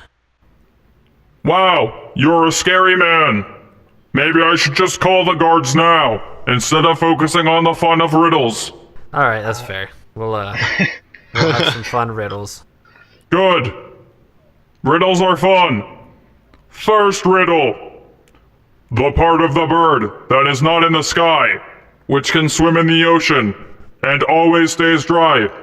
What is it? Give me your answer. I demand an answer. A duck. Duck is not the answer. You will have another guess. Give me your answer. Can you repeat the riddle once more? I like repeating riddles. The part of the bird that is not in the sky, which can swim in the ocean and always stays dry. What is it? Answer my riddle. That's a dangling participle. Is the part of the bird not in the sky, or is this a part do you want me to read it in a normal voice? Well, no, but grammatically, that's a dangling participle. What? Are you insulting my riddle skills? Well, I can just call the guards. For some clarification on your riddle, is this thing that is not in the sky but is in the ocean, always stays dry? Is that whatever this part of the bird is? Or is this part of a bird that is? Because this is important for riddle solving. It is part of the bird that is not in the sky. So is the bird isn't in the sky, or the part of the bird is not in the sky? The part of the bird is not in the sky. Okay, that was a legitimate question. Okay. Wow, I did not know that there was a nerd in here. Is it a nest? No, but that is a good response. That was a good answer, actually, yeah. I will give you another guess. Remember, it can swim in the ocean and always stays dry. Is it an egg? That was maybe my guess. Do eggs swim? I don't know, baby. They can float, and if a baby bird was in an egg, I'm pretty sure it floats. I am disappointed. I expected more from a nerd. Oh, The answer that's your was first mistake. no. I will not give you the answer. You must try again. I demand an answer. Well, I mean, you got answers. I demand the right answer. I am lonely. Okay, can I roll persuasion to get a hint? No. Part of the bird. Can I just roll stealth to like sneak away from this situation? No. Well, like, Let's see. Does anyone have knowledge history real quick? no. Yes, roll I knowledge do. history for me. Absolutely. Okay. Ba-ba-ba-ba-da. I need to stop happening. That is a 8.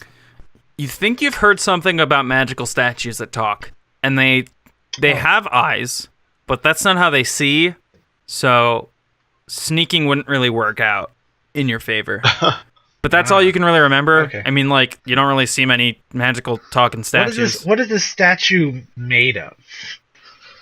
That is not the question. Well, that's out of character. What does it look like? Oh, what does it's it look like? made It of? looks like it's made out of wood. Wood. Yes. I'm gonna punch it. Yeah, I was gonna say, like, can I roll like strength again? Can I pick up this statue and carry it out? Are you sure? Yeah. I mean, I was gonna break it. Yeah, that was my I was plan. gonna say, like, how about we sell it? We got a talking statue. Yeah, let's just pick it up. Can I just be like, excuse me, guys, one sec, walk out, and then like, I swing at it with my quarterstaff. Here. You want to see if you can pick it up? Can you roll perception for me? I got a 20, not a nat 20, a 19 plus 1. You can tell that the statue is clearly rooted into the ground, and it would take a tremendous amount of force to pull it out, if at all. I'm gonna hit it. Okay. Roll to attack. 9. Okay, you miss the statue somehow. Wow. I guess it's very bright. It has a lot of glowing things. Well, I mean, only I have the. He's just a normal. Right, elf. right. I'm I'm the just only trying to one that figure out, can't like- like see shit. Yeah. No one has any fire magic. Wait, I have an answer. I think. What is your answer? Is it a shadow? Yes, a bird shadow. That is the answer. And you hear it in its lights like light up as it goes. Next riddle. Is that loud? Oh fuck. Cannot be bought, cannot be sold, even if it's made of gold. What is it? Answer my riddle. That's a heart. Yes. Wow, you're really good at that one. You know what? I like you. You can stay. And he just turns off. That's. I was gonna say, quietly under my breath. That's your second mistake. As you hear like a whirring sound, like kind of like a pinball machine or something, as his mouth kind of like just pops open, and out kind of rolls like a little like gotcha ball. Dibs. I mean, I called dibs on the crossbow, so I'm fully okay with letting. No, wait. I have the rum raisins. Stewart, you actually solved the riddle there. You can have this. Okay, cool. I'll take the gotcha ball. Okay. Is it Ike? It's very. Do I get Ike? You do not get Ike. You get a lot of Matthews. It's a larger sized one, and if you open it up, inside you find a book. They do exist. This book has childlike drawings of a smiling sun on the face of it, surrounded by cute, fluffy clouds and bright, happy rainbows. I love this book. Isn't that nice? To use this book, roll a d20. On a 2 to a 19, this book casts Ray of Light, which is a level 1 evocation. On a 1, the book bursts into flame and does 20 non-lethal damage to the caster. On a 20, all weak undead creatures are vaporized in the scorching rays of the sunlight that bleed from the book's dark, accursed pages. The book will then dissipate in a cloud of darkness as the sun on the cover giggles with glee. Okay. But if it's a 2 through a 19, does it just do Ray of Light, nothing else? Or is it like a one-time It's a one-time use. no matter what? Okay. Excellent. Even in your I'll take hands, it. you feel that you are holding something that is not of this realm. Log that down as a rainbow book. Smile Rainbow Book. So, how many doors are left? There is the... so it looks like a pair of... if you leave this room, because there's no more doors in this room, if you leave this room and go back on the right now, you'll see a door with like that looks like that sort of double swinging door. Like a saloon kind of door? Yeah, and from there you can kind of hear light chatter. And the other door is locked. All right. Does anyone mind if because I have +4 and advantage on intimidation checks. Does anyone mind if I just burst in and be like, I own you now? Go for it. Okay, I'm going to burst in. Are you sure? Kick the door. Hell fucking yeah. Okay. I'll bleep that. So you... Can I strength check on how hard I'm kicking this door too? Sure. All right. I rolled a 10. Okay. On the strength. So you kick these doors, and they swing wildly, and they flap as you walk through. All big man-like. And on walking in, you see what appears like you're interrupting dinner, with deputies snacking on ants on a log and PB&J sandwiches, clearly emphasizing the lack of culinary experience in this group. All 4 deputies, and 1 man dressed as a chef, sit in silence as they look at you. Before, without waiting for you to speak, draw their weapons. Roll initiative. Before they even I guess, yeah. Well, do we not get a surprise attack for that? Can I do the surprise intimidation I was going for? There's no surprise. You just busted open the door. There are a few things that would surprise me more than someone kicking through my door. And that's why they panicked and grabbed their weapons. That's fair.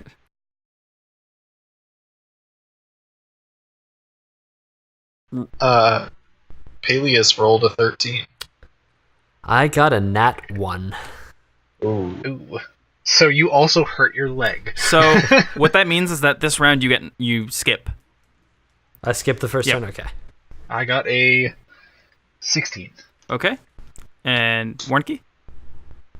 Oh, I got a 13. Okay, cool. Naturally 13? No, 13 with the bonus. What is your bonus? +3. I naturally rolled 10. Okay. Then you are going to be going first. Wait, what? I got a 16. Oh, I'm sorry. I meant bandits. Just before whoever the bandits. you rolled for the... Yeah. Okay. Alex. So there are the... Yes. Are you running in? Are you waiting back in the other room? What are you doing? I mean, I'll just get ready to do the thing. I come in with him. Okay. I'll just come in with him. Okay, so you come in behind your friend, who is now standing shocked, thinking, shit. Kind of... I revel in this challenge. He's kind of excited, a little too excited. Maybe the reason I skipped my turn is because I'm laughing heartily the whole time. For some reason, yes. I like this. I like the idea, just yes, cower before me, as you're they're cowering, right? And stuff's just happening around me. It's going very well for you in your mind. So Alex, what are you doing? There's 5 of them. Oh boy. Oh, I'm gonna run into the middle of those bandits and cast Thunderwave. Okay.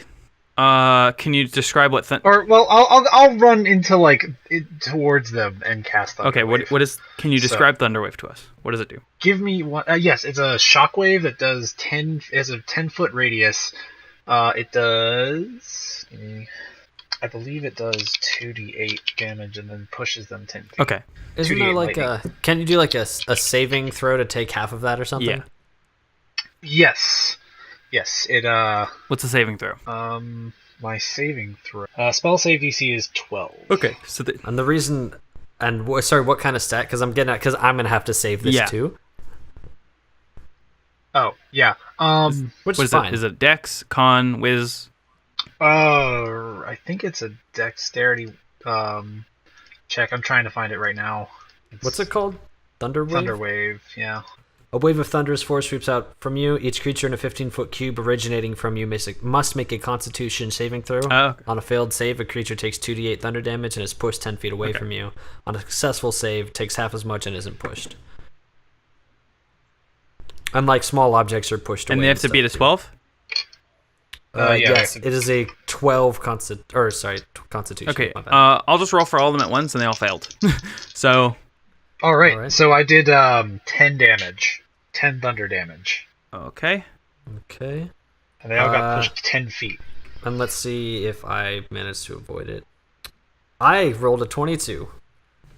19 plus 3. It wasn't a nat 20. So you avoided it. I'll take the 5. Well, you take half damage. I have to take half damage.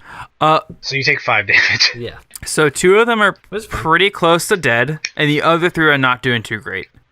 because that was a lot of damage. Yow! Warncke, what are you doing? So now that the thunder wave is cleared, I'll enter the room and run up to whichever one I can actually reach to, whoever's closest, and smack him with my staff. Okay, roll the smack. 12. Okay. And that actually clashes, so they managed to block it. Okay. All right. Are you going to do your bonus attack or whatever it is?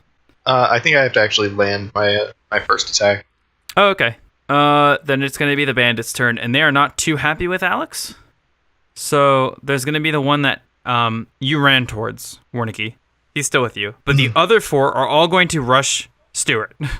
Oh, boy. As the first one attacks, does a 17 hit? No. Okay, first one doesn't hit. I block it with my shield. Second one doesn't hit. I block that one with my shield. Third one doesn't hit. I also block that one with my shield. Fourth one hits. He got the better of me. And he is doing 5 damage. He is truly the king of the lions. Dang. But yeah, now it is Chris's turn, but he's not going. Yeah, so it's Stewart's turn again. Yeah. It looks like I don't actually have to land my hit to take that bonus attack. Oh, well, too late now, yeah. but for future reference. So yeah. Alex, what are you doing? Let's see. What can I do? I think I'll just swing at one of these guys with my flail. Okay, flail. Wait, do you have a shield in... Nah, that's fine. I have a shield and a flail. Yeah. Just like for future reference, to be able to cast magic, you can't have things in both hands. Oh, okay. Yeah. Like you can have a flail and a hand for magic, but you can't have a shield, a flail, and be casting magic. Oh, okay, yeah, that makes sense. that's just like a little thing. But yeah, it's fine because you did it in a different order. You did it like magic first, then you pulled out your flail. Yes, but like the other way around, you'd have to either drop or put away the flail. Okay. Yeah, just. So yeah, swing at one of them. Swing at one of those boys. Yeah, I'm gonna swing. How hard did you swing? 10. 10? And he blocks it. He's like, "Nah, mister. No. And Dang. he's wearing the chef's hat, and he's like, "No. No, none for you." And Warncke, it is your turn. All right, I'm gonna take another swing at this guy. Swing at that boy. All right, 16. Okay, you hit. Roll for damage. 8. Okay, he is down. He goes, ah. Oh, wait, hold on. I rolled the wrong die. Hang on. No, I didn't. Never mind. Yeah, he's down. Okay. Can you? Does it say you have to be doing it from the same position, or can you move to someone else to? It just says that I can make one unarmed strike as a bonus action. Okay, then. I mean, he hasn't used his. Yeah, then I think yet. it's fine to move. Yeah, so go and attack someone else if you want. All right, yeah, just the next closest one. I'm gonna try and hit that guy. Okay. I'm gonna try and punch him. Roll to punch. 24, and I do 4 damage. What was your hit? Oh, 24. Oh yeah, then you definitely hit. Wait, was that a nat 20 or? No, it was a 19. I have a +5 attack bonus. Okay. And how much did you do? 4 damage. Okay, so this one is not doing too well anymore either. He wasn't doing great, but now he's like the other 2 that are left, or the other 2 out of the 4 that are left that are not doing too hot at all. And now it's the bandit's turn, and they're once again going to start pummeling on Alex. Dang. Because they are not happy with him. So the first one attacks, and he misses. Second one attacks, and he misses. Third one attacks, and he misses. So they're just beating on your armor, and it's not going too well. Is the one I just attacked gonna attack me? No, they are all still focused on Alex because. Oh man, the one who hit me is really lucky that I forgot that I had Wrath of the Storm. Yeah. Chris, it is now your turn. What are you doing? So because they're all grouped up, and my sword is real big, can I go for a big just sweeping? Can I attack one target at once if they're? Do you have the feat that allows you to do a sweeping attack? That is like a feat. Okay, so no. There's I think it's a Battlemaster skill actually. Okay. Also, Jimbo and I are standing right there. So yeah, but fair. And I'm also standing in the middle. I'm thinking Jimbo. it would soar entirely over Jimothy. Oh, you're right. You're that would not be wrong. a concern. It would, however, hit Peleus, but it would soar over Jimothy's head because he's very short. Wait, does Jimothy have a tall haircut? No. Jimothy. Jimothy? Yeah, he's a pretty tall Okay, haircut. so it would like mow the grass on that one. Yeah. Think like Conrad plus like 2 inches. All right. Well, I guess so there's what? How many are left alive? There are 4, right? And one of them's a chef, and then one of them has also taken some additional damage. Yes. Okay. And they've all taken like 10 at least 10 damage, yeah. Okay. But the one that like took additional damage, how's he looking? Not great. He is not looking. He's not looking great at all. Okay, I'll just go ahead and attack him then. Okay. So that's the chef, and so roll to attack. 4 + 4, 8. Damn it! I'm 8 to getting hit. Just garbage rolls. 8 to hit. Okay, so he kind of ducks, and you knock off his hat, which he's very sad about, and it falls on the floor, ruined now. He loved that hat. He did love that hat. It was his favorite, but it is now ruined. And is now on the floor, and he's now sad. But now, Alex, it is back to you. What are you doing? Ooh, I am going to hit the guy that... Descriptive? Yes. I'm going to hit one of the 2 that hasn't taken a bunch of damage. Or hasn't taken extra damage. So you're going to hit the one with the most health? Yeah, I'll hit the one with the most Okay. health. He's the guy on the far right. Okay. Then yeah, I'm gonna swing-a-ling my flail at him. Okay, so roly-poly-oly those dice. Ooh, boy, I got a 16 + 4, so 20. Okay, so he is getting hit. Roll for damage. All right, I will. So that is 6 damage. Okay, he is still breathing.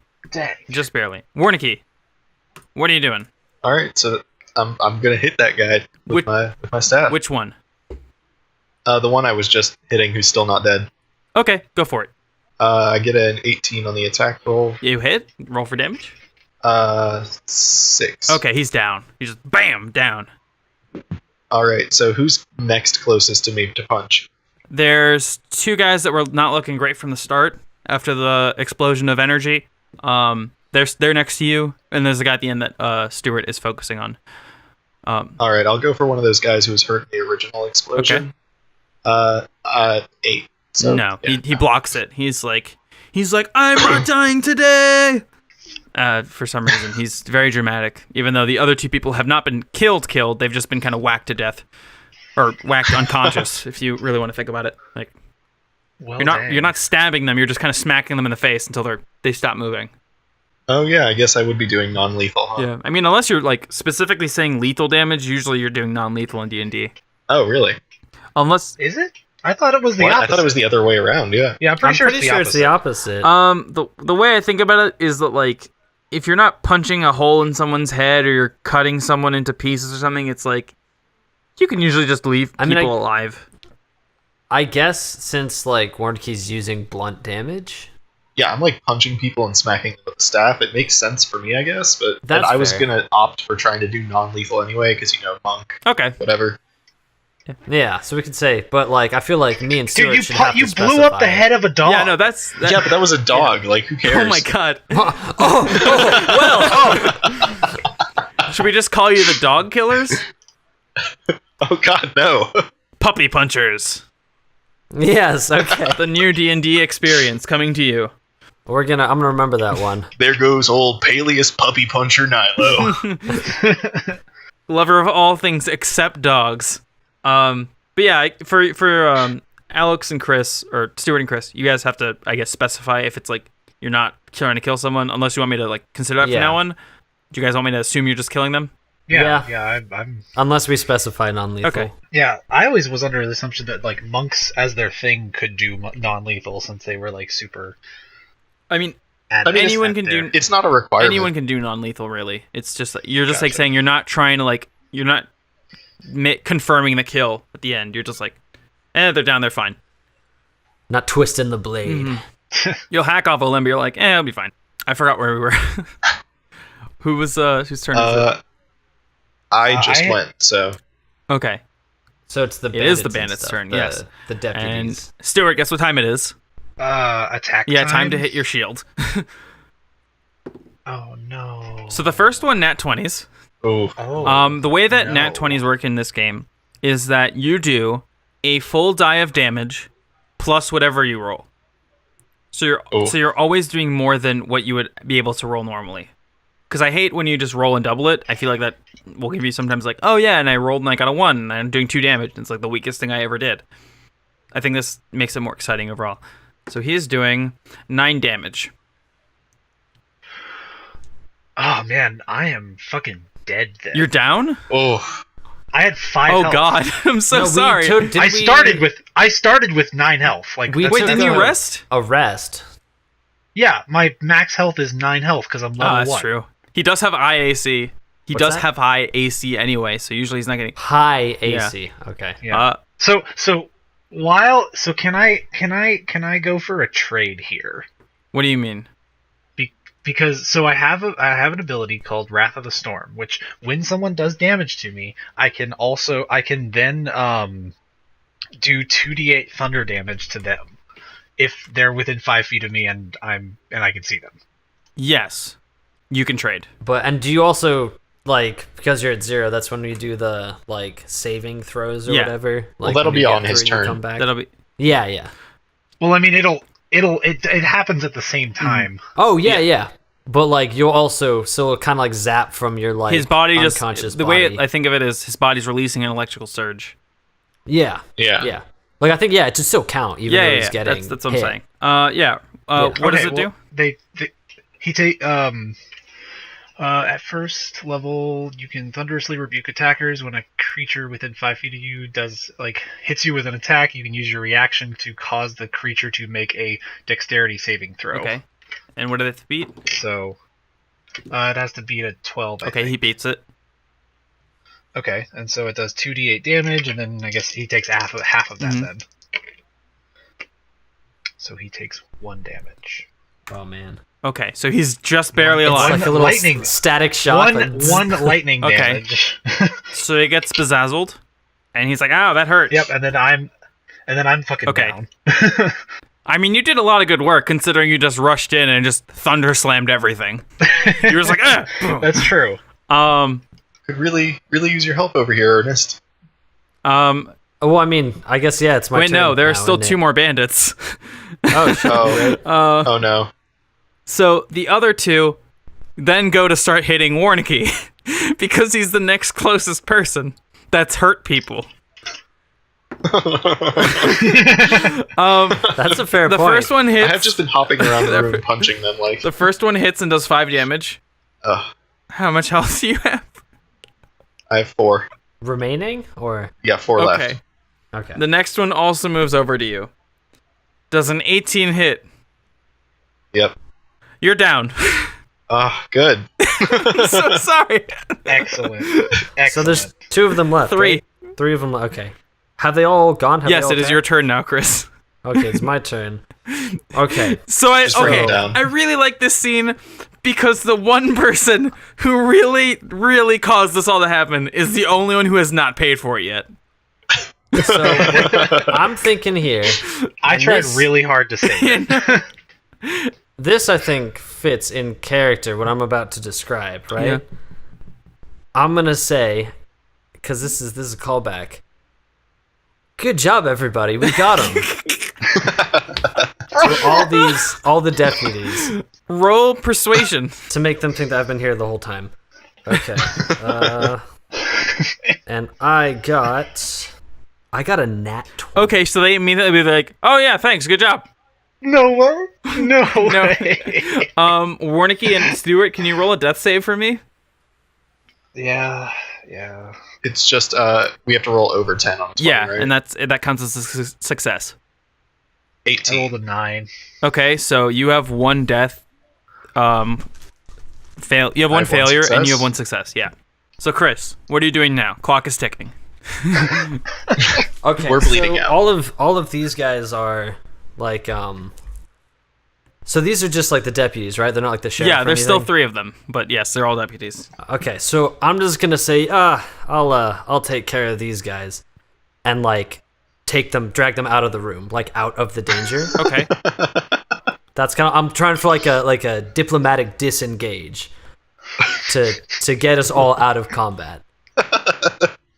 Combat that you caused, by the way. Okay. I explicitly asked permission. Okay, so you're gonna just drag your friends, basically corpses, out of the room. I'll be gentle about it. Yeah. I only weigh 40 pounds. Right. I'm not. So I could just. I'm pick not him saying up. that. I'm just saying like, okay, that's happening. Okay, and the cool. 3 guys are like, yeah, let us know if anyone else tries to break in, and they go back to their meals. Yeah, I got you, man. I'll. It's safe with Ernest on the job. So we're kind of disengaged from combat, but I feel like I can't just say, all right, guys, let's all rest. So, There was that okay. So if you manage to get me up, I can save Warncke. Yeah. Okay, so can we like, now that we're safely out of combat, like assume that they've done their saving rolls? You can okay? resuscitate them. Okay. Roll a medicine. Do I medicine? Huh. If you don't have it, just roll a nat 20. I got. Oh no. Yeah, I got a 9. Okay, didn't work. Stewart, roll a death save. Okay. I rolled a nat 20. Okay, you get up. Okay. Boom. You just get up. I'll give it to you because it was a nat 20.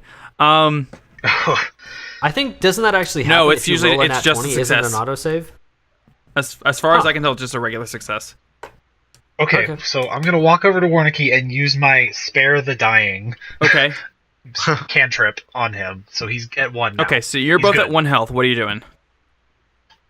I'm gonna eat a rum raisin. Okay. Roll a To d20. numb the pain. 3. You got a 3? Okay, you Yeah. are drunk. Do you know what the effects of drunk are? I don't. But you have 2 health extra now. Yeah, but what are the effects of drunk? Give me 1 second. Is it called drunk or is it called like inebriated or? I'm actually gonna just use the rules for poisoned, since I can't find it. Okay. Yeah, a poison creature has disadvantages on attack rolls and ability checks. Yeah. That would make sense for drunk. Yeah, that's the same thing. So I have disadvantage on what? You have disadvantage on rolls and Attack ability rolls checks. and ability checks. For how long? How drunk am I? Until I guess like an hour or something. Oh shit! I'm a dingus. I have technically 3 spells, and 3 level 1 spells instead of.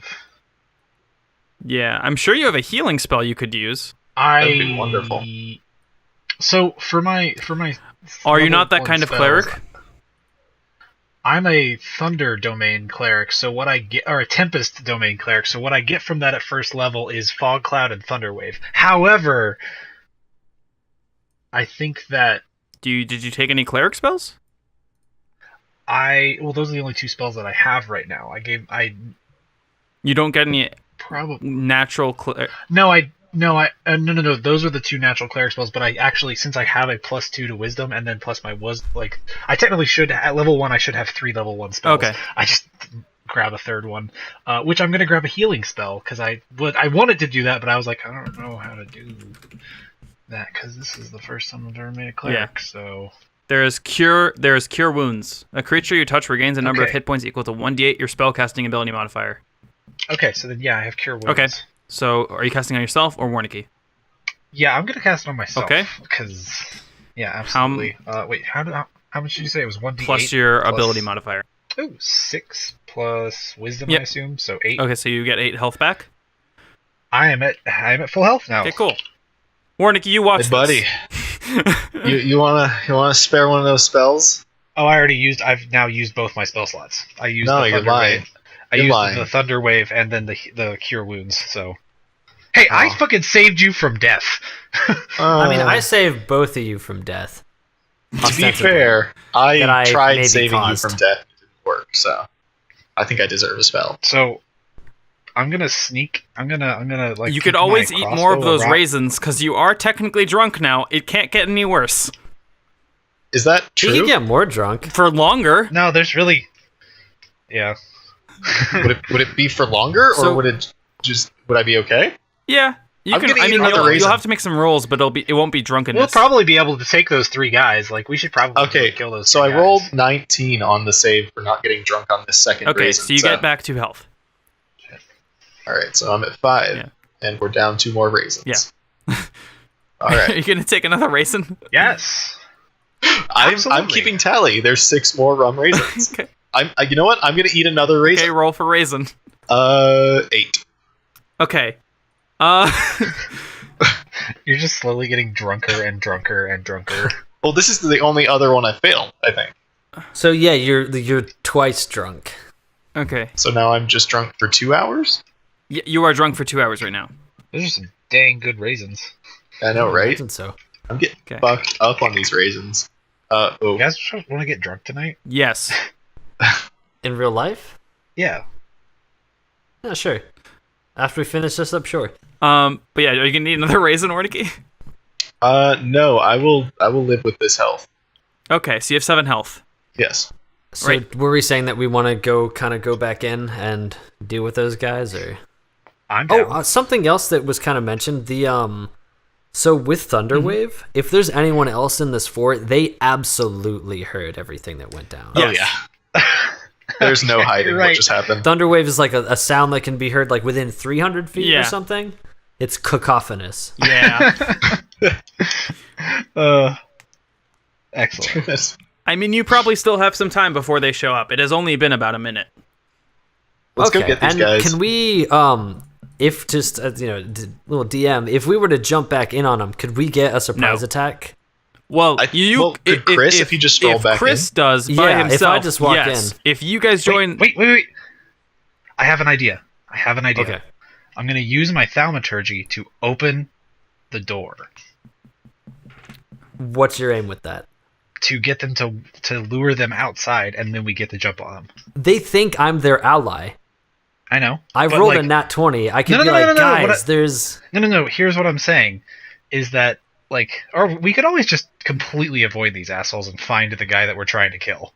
Yeah, that was the Whoa. Who said anything about killing him? I thought that was just...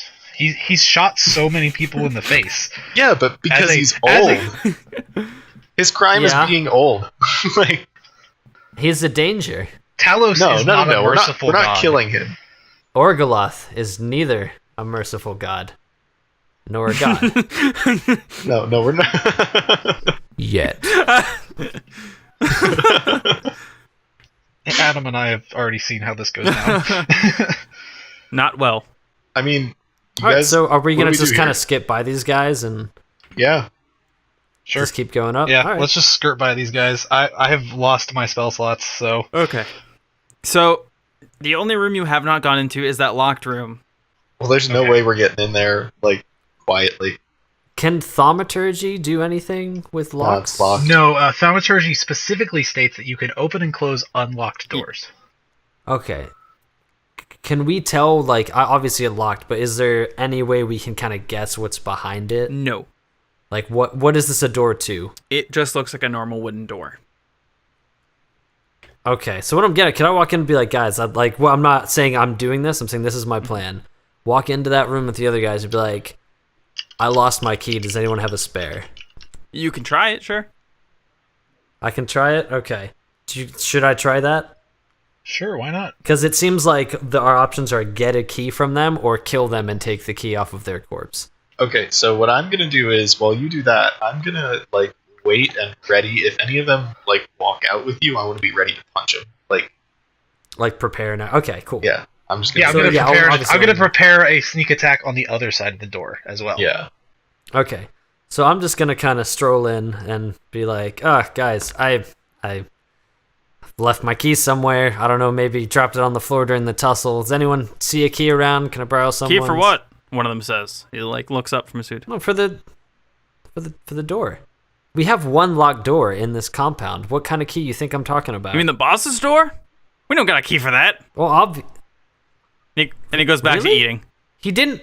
Wait, he didn't give you one. No. He gave me one. Oh. Neat. He goes back to eating. All right. Well, I guess we'll just walk out and I'll Anyone okay with me just kicking down the door? Well, we got to deal with these guys. That's true. See if you can get them to come out real quick or something. I mean, can I just surprise attack? Because we only get one surprise attack anyway, right? You get a surprise attack. It'll take them around to get inside the room, but yeah. All right, that's fair. So I'm gonna... And can you bonus action on a surprise attack?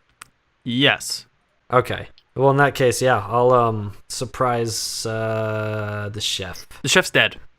Oh, okay. Shit, all right. Yeah, super effective. So what are these guys looking like? There's 3 of them, right? Okay. Yeah, I guess I'll just attack one of them. Okay. You're just going to attack the nearest one? Are you going to punch him, or are you going to use your weapon? Oh, I'm going to You're just going to stab? Okay. Roll to stab. I'm going to not stab, I'm going to overhand swing. Full. Oh, you're just going to... split, cleft in twain. Okay, roll is to the goal cleft. Here. With advantage. To cleave. 14 plus 2, 16. Okay, 6. Oh, no, sorry, 14 plus 4, 18. Okay. So, roll for damage? 11. So, this was once a man, but is now 2 pieces of a man.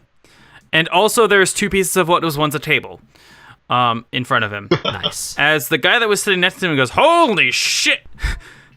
As he draws... Oh, I would like to pop in. All right, he draws a sword, and he's gonna attack. Obviously, I'll just do it like this. They'll attack, and then you guys can attack. Should we roll initiative? Nah, it's fine. Then? Alex and Warncke will go, and then you'll go again, Chris, to start it off. Okay. So the first bandit attacks. He actually manages to do some damage. Who's he attacking? Okay. And he does... What do you roll? 5 damage. Oh shit! I forgot to say the reason I asked about the bonus action on this surprise. I want to do second wind on it. Okay, what can you explain second wind? Second wind is and normally I'd say, oh, I forgot, but I did actually think about that and then once per short rest on a turn bonus action, 1d10 plus fighter level. Okay. So 1d10 plus 1. Okay, roll for that. 5. So I get 6 back. Okay. So... And then that'll put me back at full health, I believe. Okay. So yeah, you're taking 5 damage. And then the second guy attacks.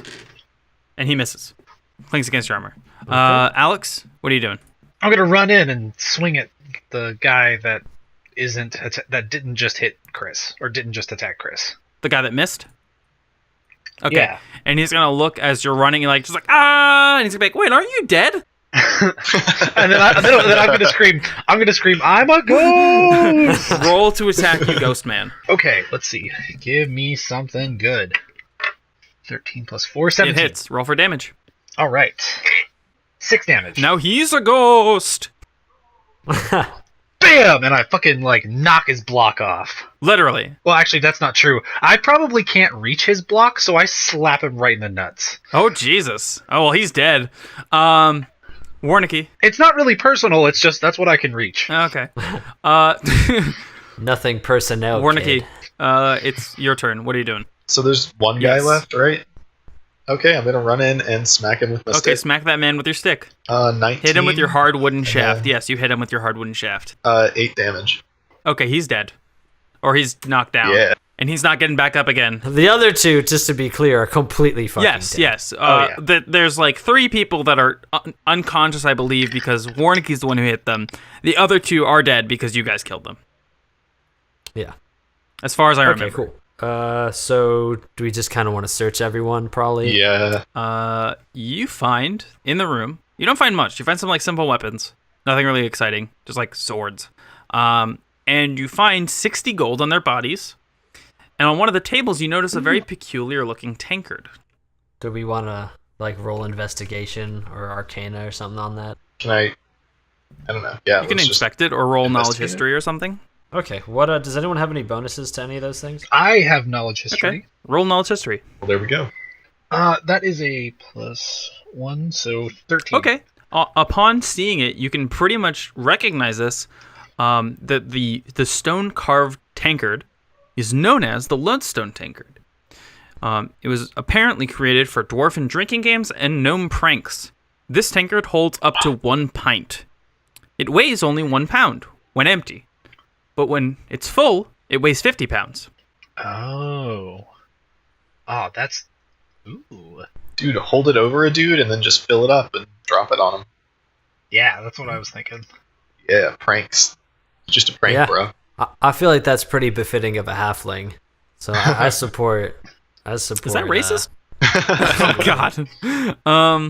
But yeah, that's pretty much all that's in here. All right, let's go kick down that door and beat up an old guy. I guess we're gonna kick down the door. All right. I guess I'll kick down the door. I'm assuming I have the most strength. Well, what's your strength modifier? +4 an advantage. Oh, okay, there you go. So who's hitting the door down? Let me roll it. I rolled a 17 +4 to kick the door down. Okay, so you kick that door in. It's pretty down, in that it is no longer on its hinges. And there's a small hallway leading to an arced doorway. If you guys want to walk through.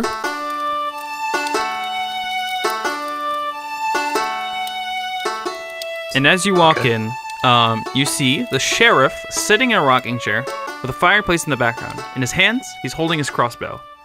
This man has a long beard and sort of a hillbilly-esque hat.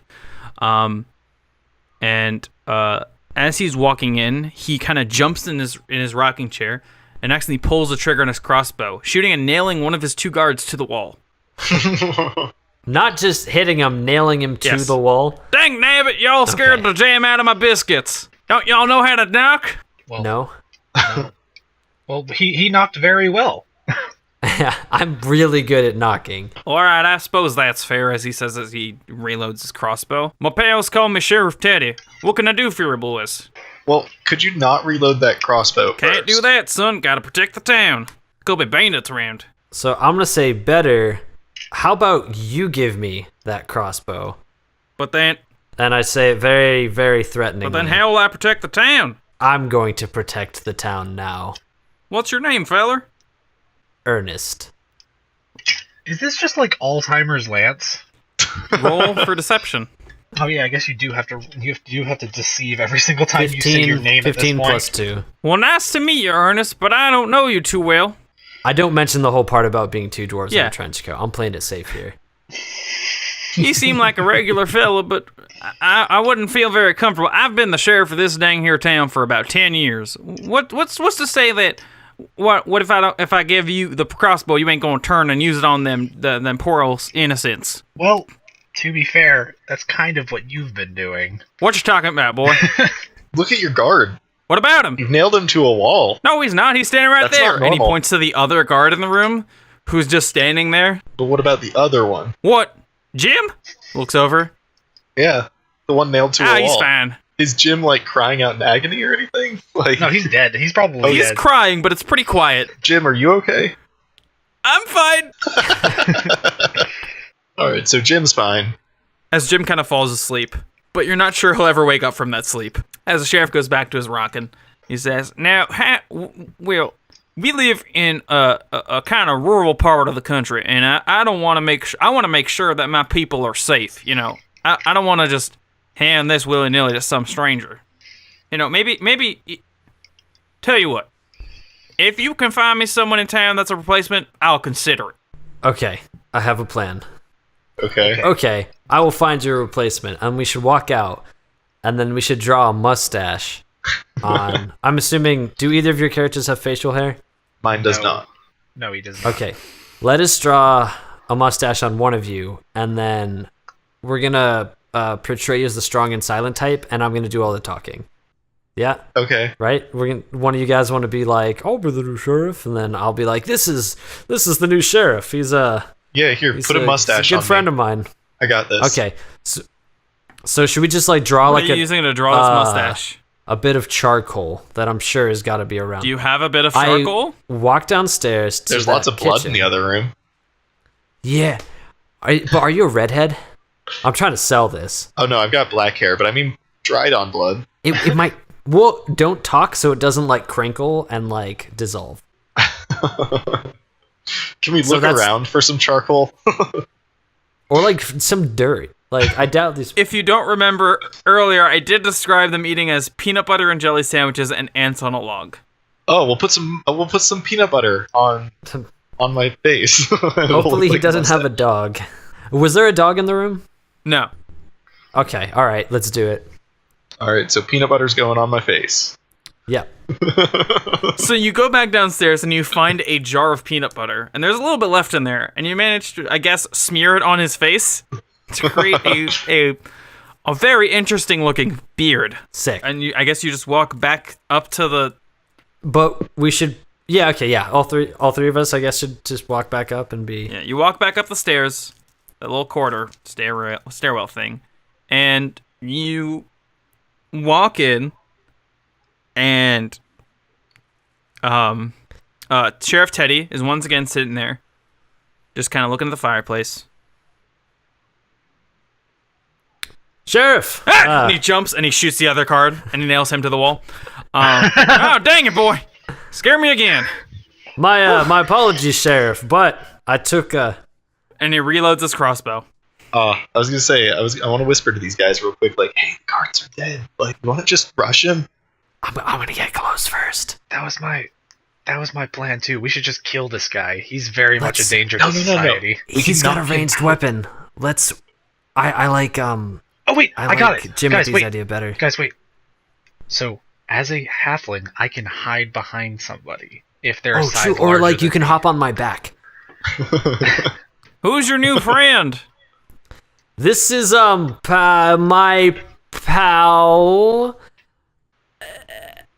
Ernesto. Well, I never heard a name like that. Well, roll deception. I've met a lot of people with different names for the first time. Roll deception. Okay. I got a 9. Well, who am I to judge? As he gets up and he hands Ernesto the crossbow. And he's like, wait a minute. I'll just give this to the town myself.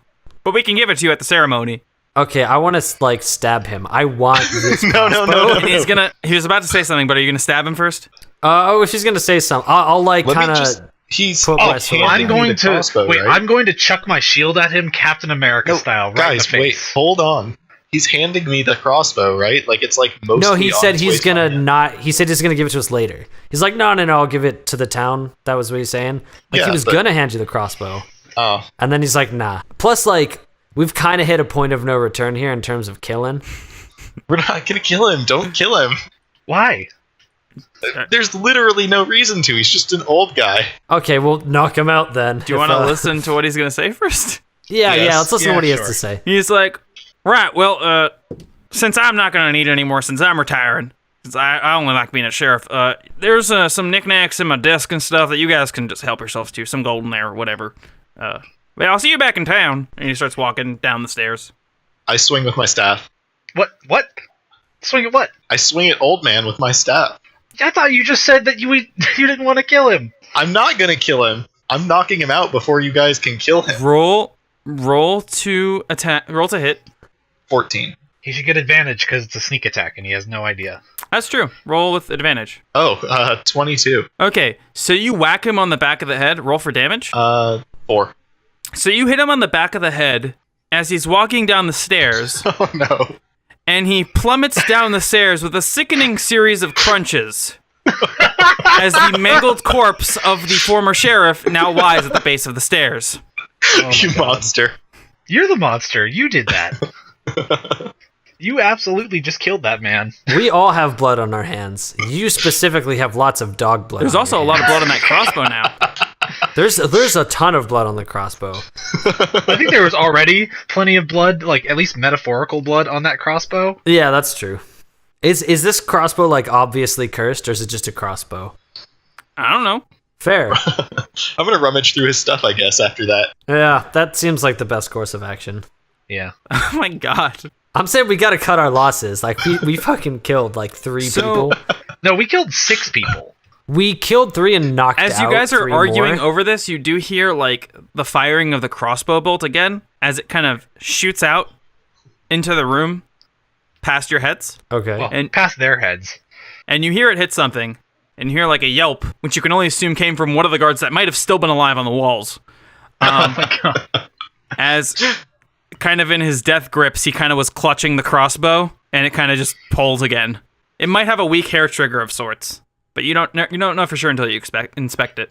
So as like a line in the sand, whenever we end up with this crossbow, let's not load it.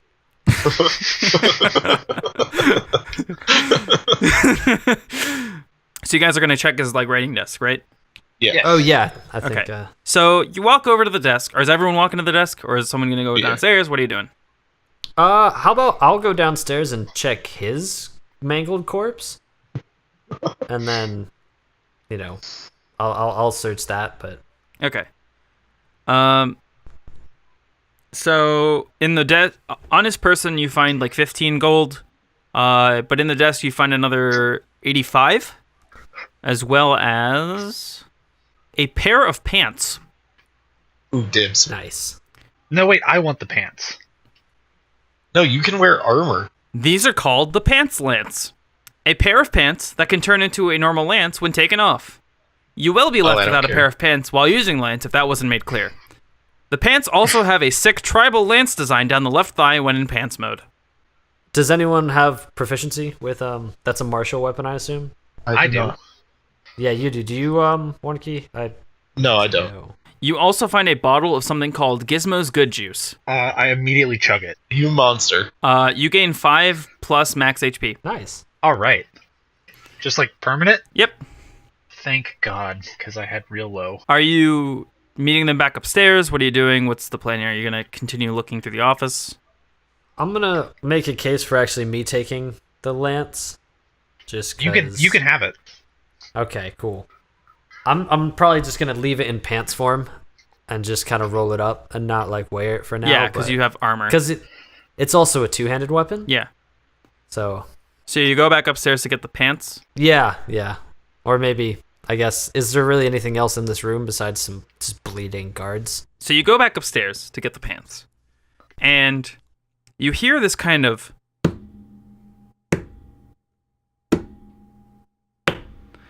As in the doorway is the mangled corpse of Sheriff Teddy. Kind of moving robotically. Or like a marionette, sort of. Like a zombie kind of limping thing. towards you. But not like a zombie. It's not moaning. It doesn't look like it's looking at you or anything. It just is moving. Glowy eyes? Oh, I would like to cast Sacred Flame on... Do you have Sacred Flame? Oh, is that a cantrip? Yeah, it's Before a you cantrip. cast Sacred Flame, the ground begins to rumble heavily. Oh. And suddenly, through the floorboards, a torrent of bones bursts, creating a huge hole, and flies up until it forms and cradles around what appears to be a sort of a shadowy figure, and it makes a giant bone centipede. Oh man, I knew we shouldn't have killed him. I told you guys. You killed him! That was you!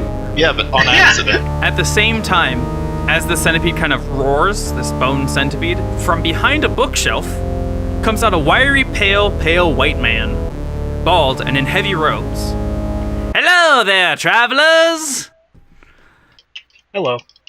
Hi. I'm Crasbone. Ta-da! Hi, Crasbone. I'm Jimothy. Nice to meet you, Jimothy. I'm Ernest. I have to say, thank you for killing that man. First of all, he was not very nice. You're welcome. He shot me in the butt. That wasn't cool. Second, I appreciate having an extra skeleton for my horde. As you can't, if you can tell, I'm a skelemancer. Is that a specialized school of necromancer? Yes, I like skeletons a lot. That's fair. Anyway, hoping that this doesn't kind of weird you out, I'm going to be taking that body and going this way. He points to the hole in the ground. But you guys can take whatever you want from here, because I don't need anything else. No complaints here. As the centipede kind of snakes over and grabs the sheriff's corpse and kind of puts it in its mouth, and it kind of disappears. So we're all cool? Sure. Yeah. All right. No problem. Hope you die soon so I can take your bodies. Anyway, other than that, goodbye. And he gets on the centipede and he just flies down into the hole. I'll take that as a compliment, I think. So I couldn't get the image of that little green alien from the Flintstones out of my head during all that. How is that relevant? That's who that reminded me of. He just kind of popped in, did something zany, and then left. Oh, that's fair. So let's get that crossbow and leave. I guess. Oh, yeah.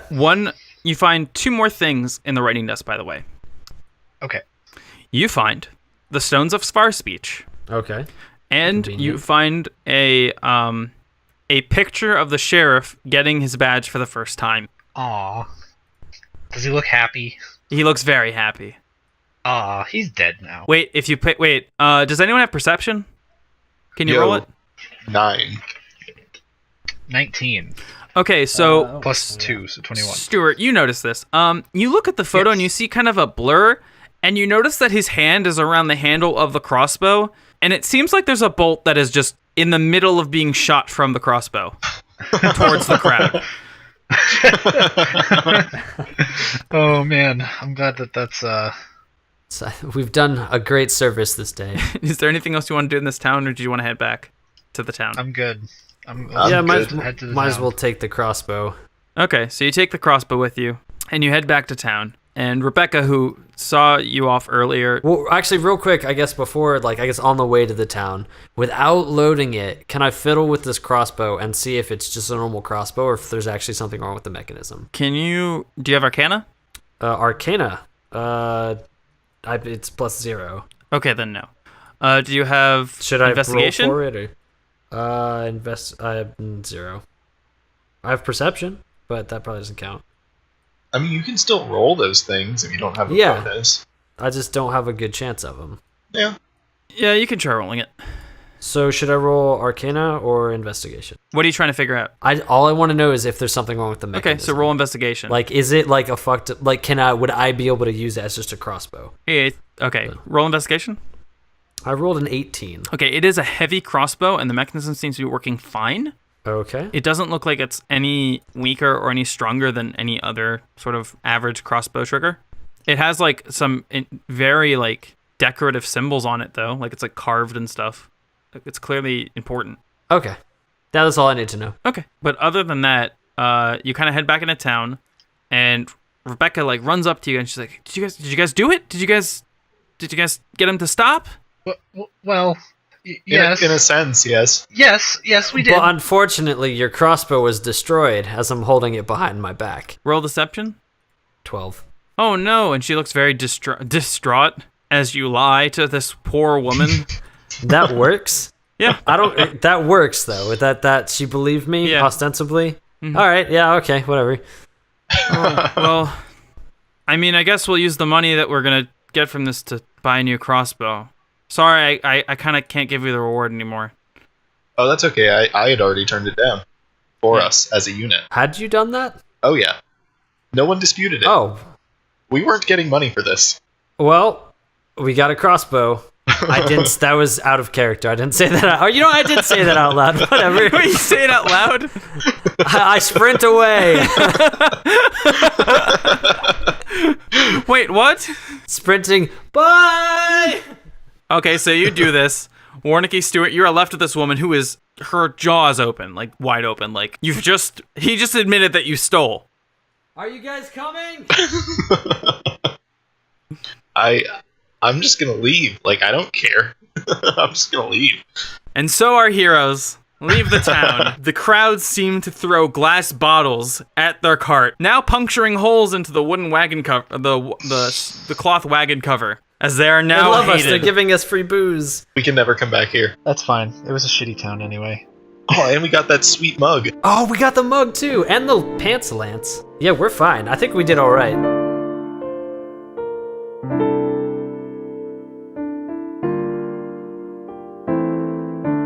It seems our heroes have begun a journey, christened with the glitter and uproar to fit any such adventure. Only, this journey began with a spray of shattered glass, and the roar of an angry mob. It wasn't yet clear to them, nor any onlookers, but these three had much more in store for them. More mysteries, more curiosities, all in due time. 3 different stories, all on the same road. Power, self, a calling. All answers for another time, another time, another time. Thanks again for listening to the Arcane Mystery Tour. I've been your DM Adam. We'll rattle dice again with you real soon.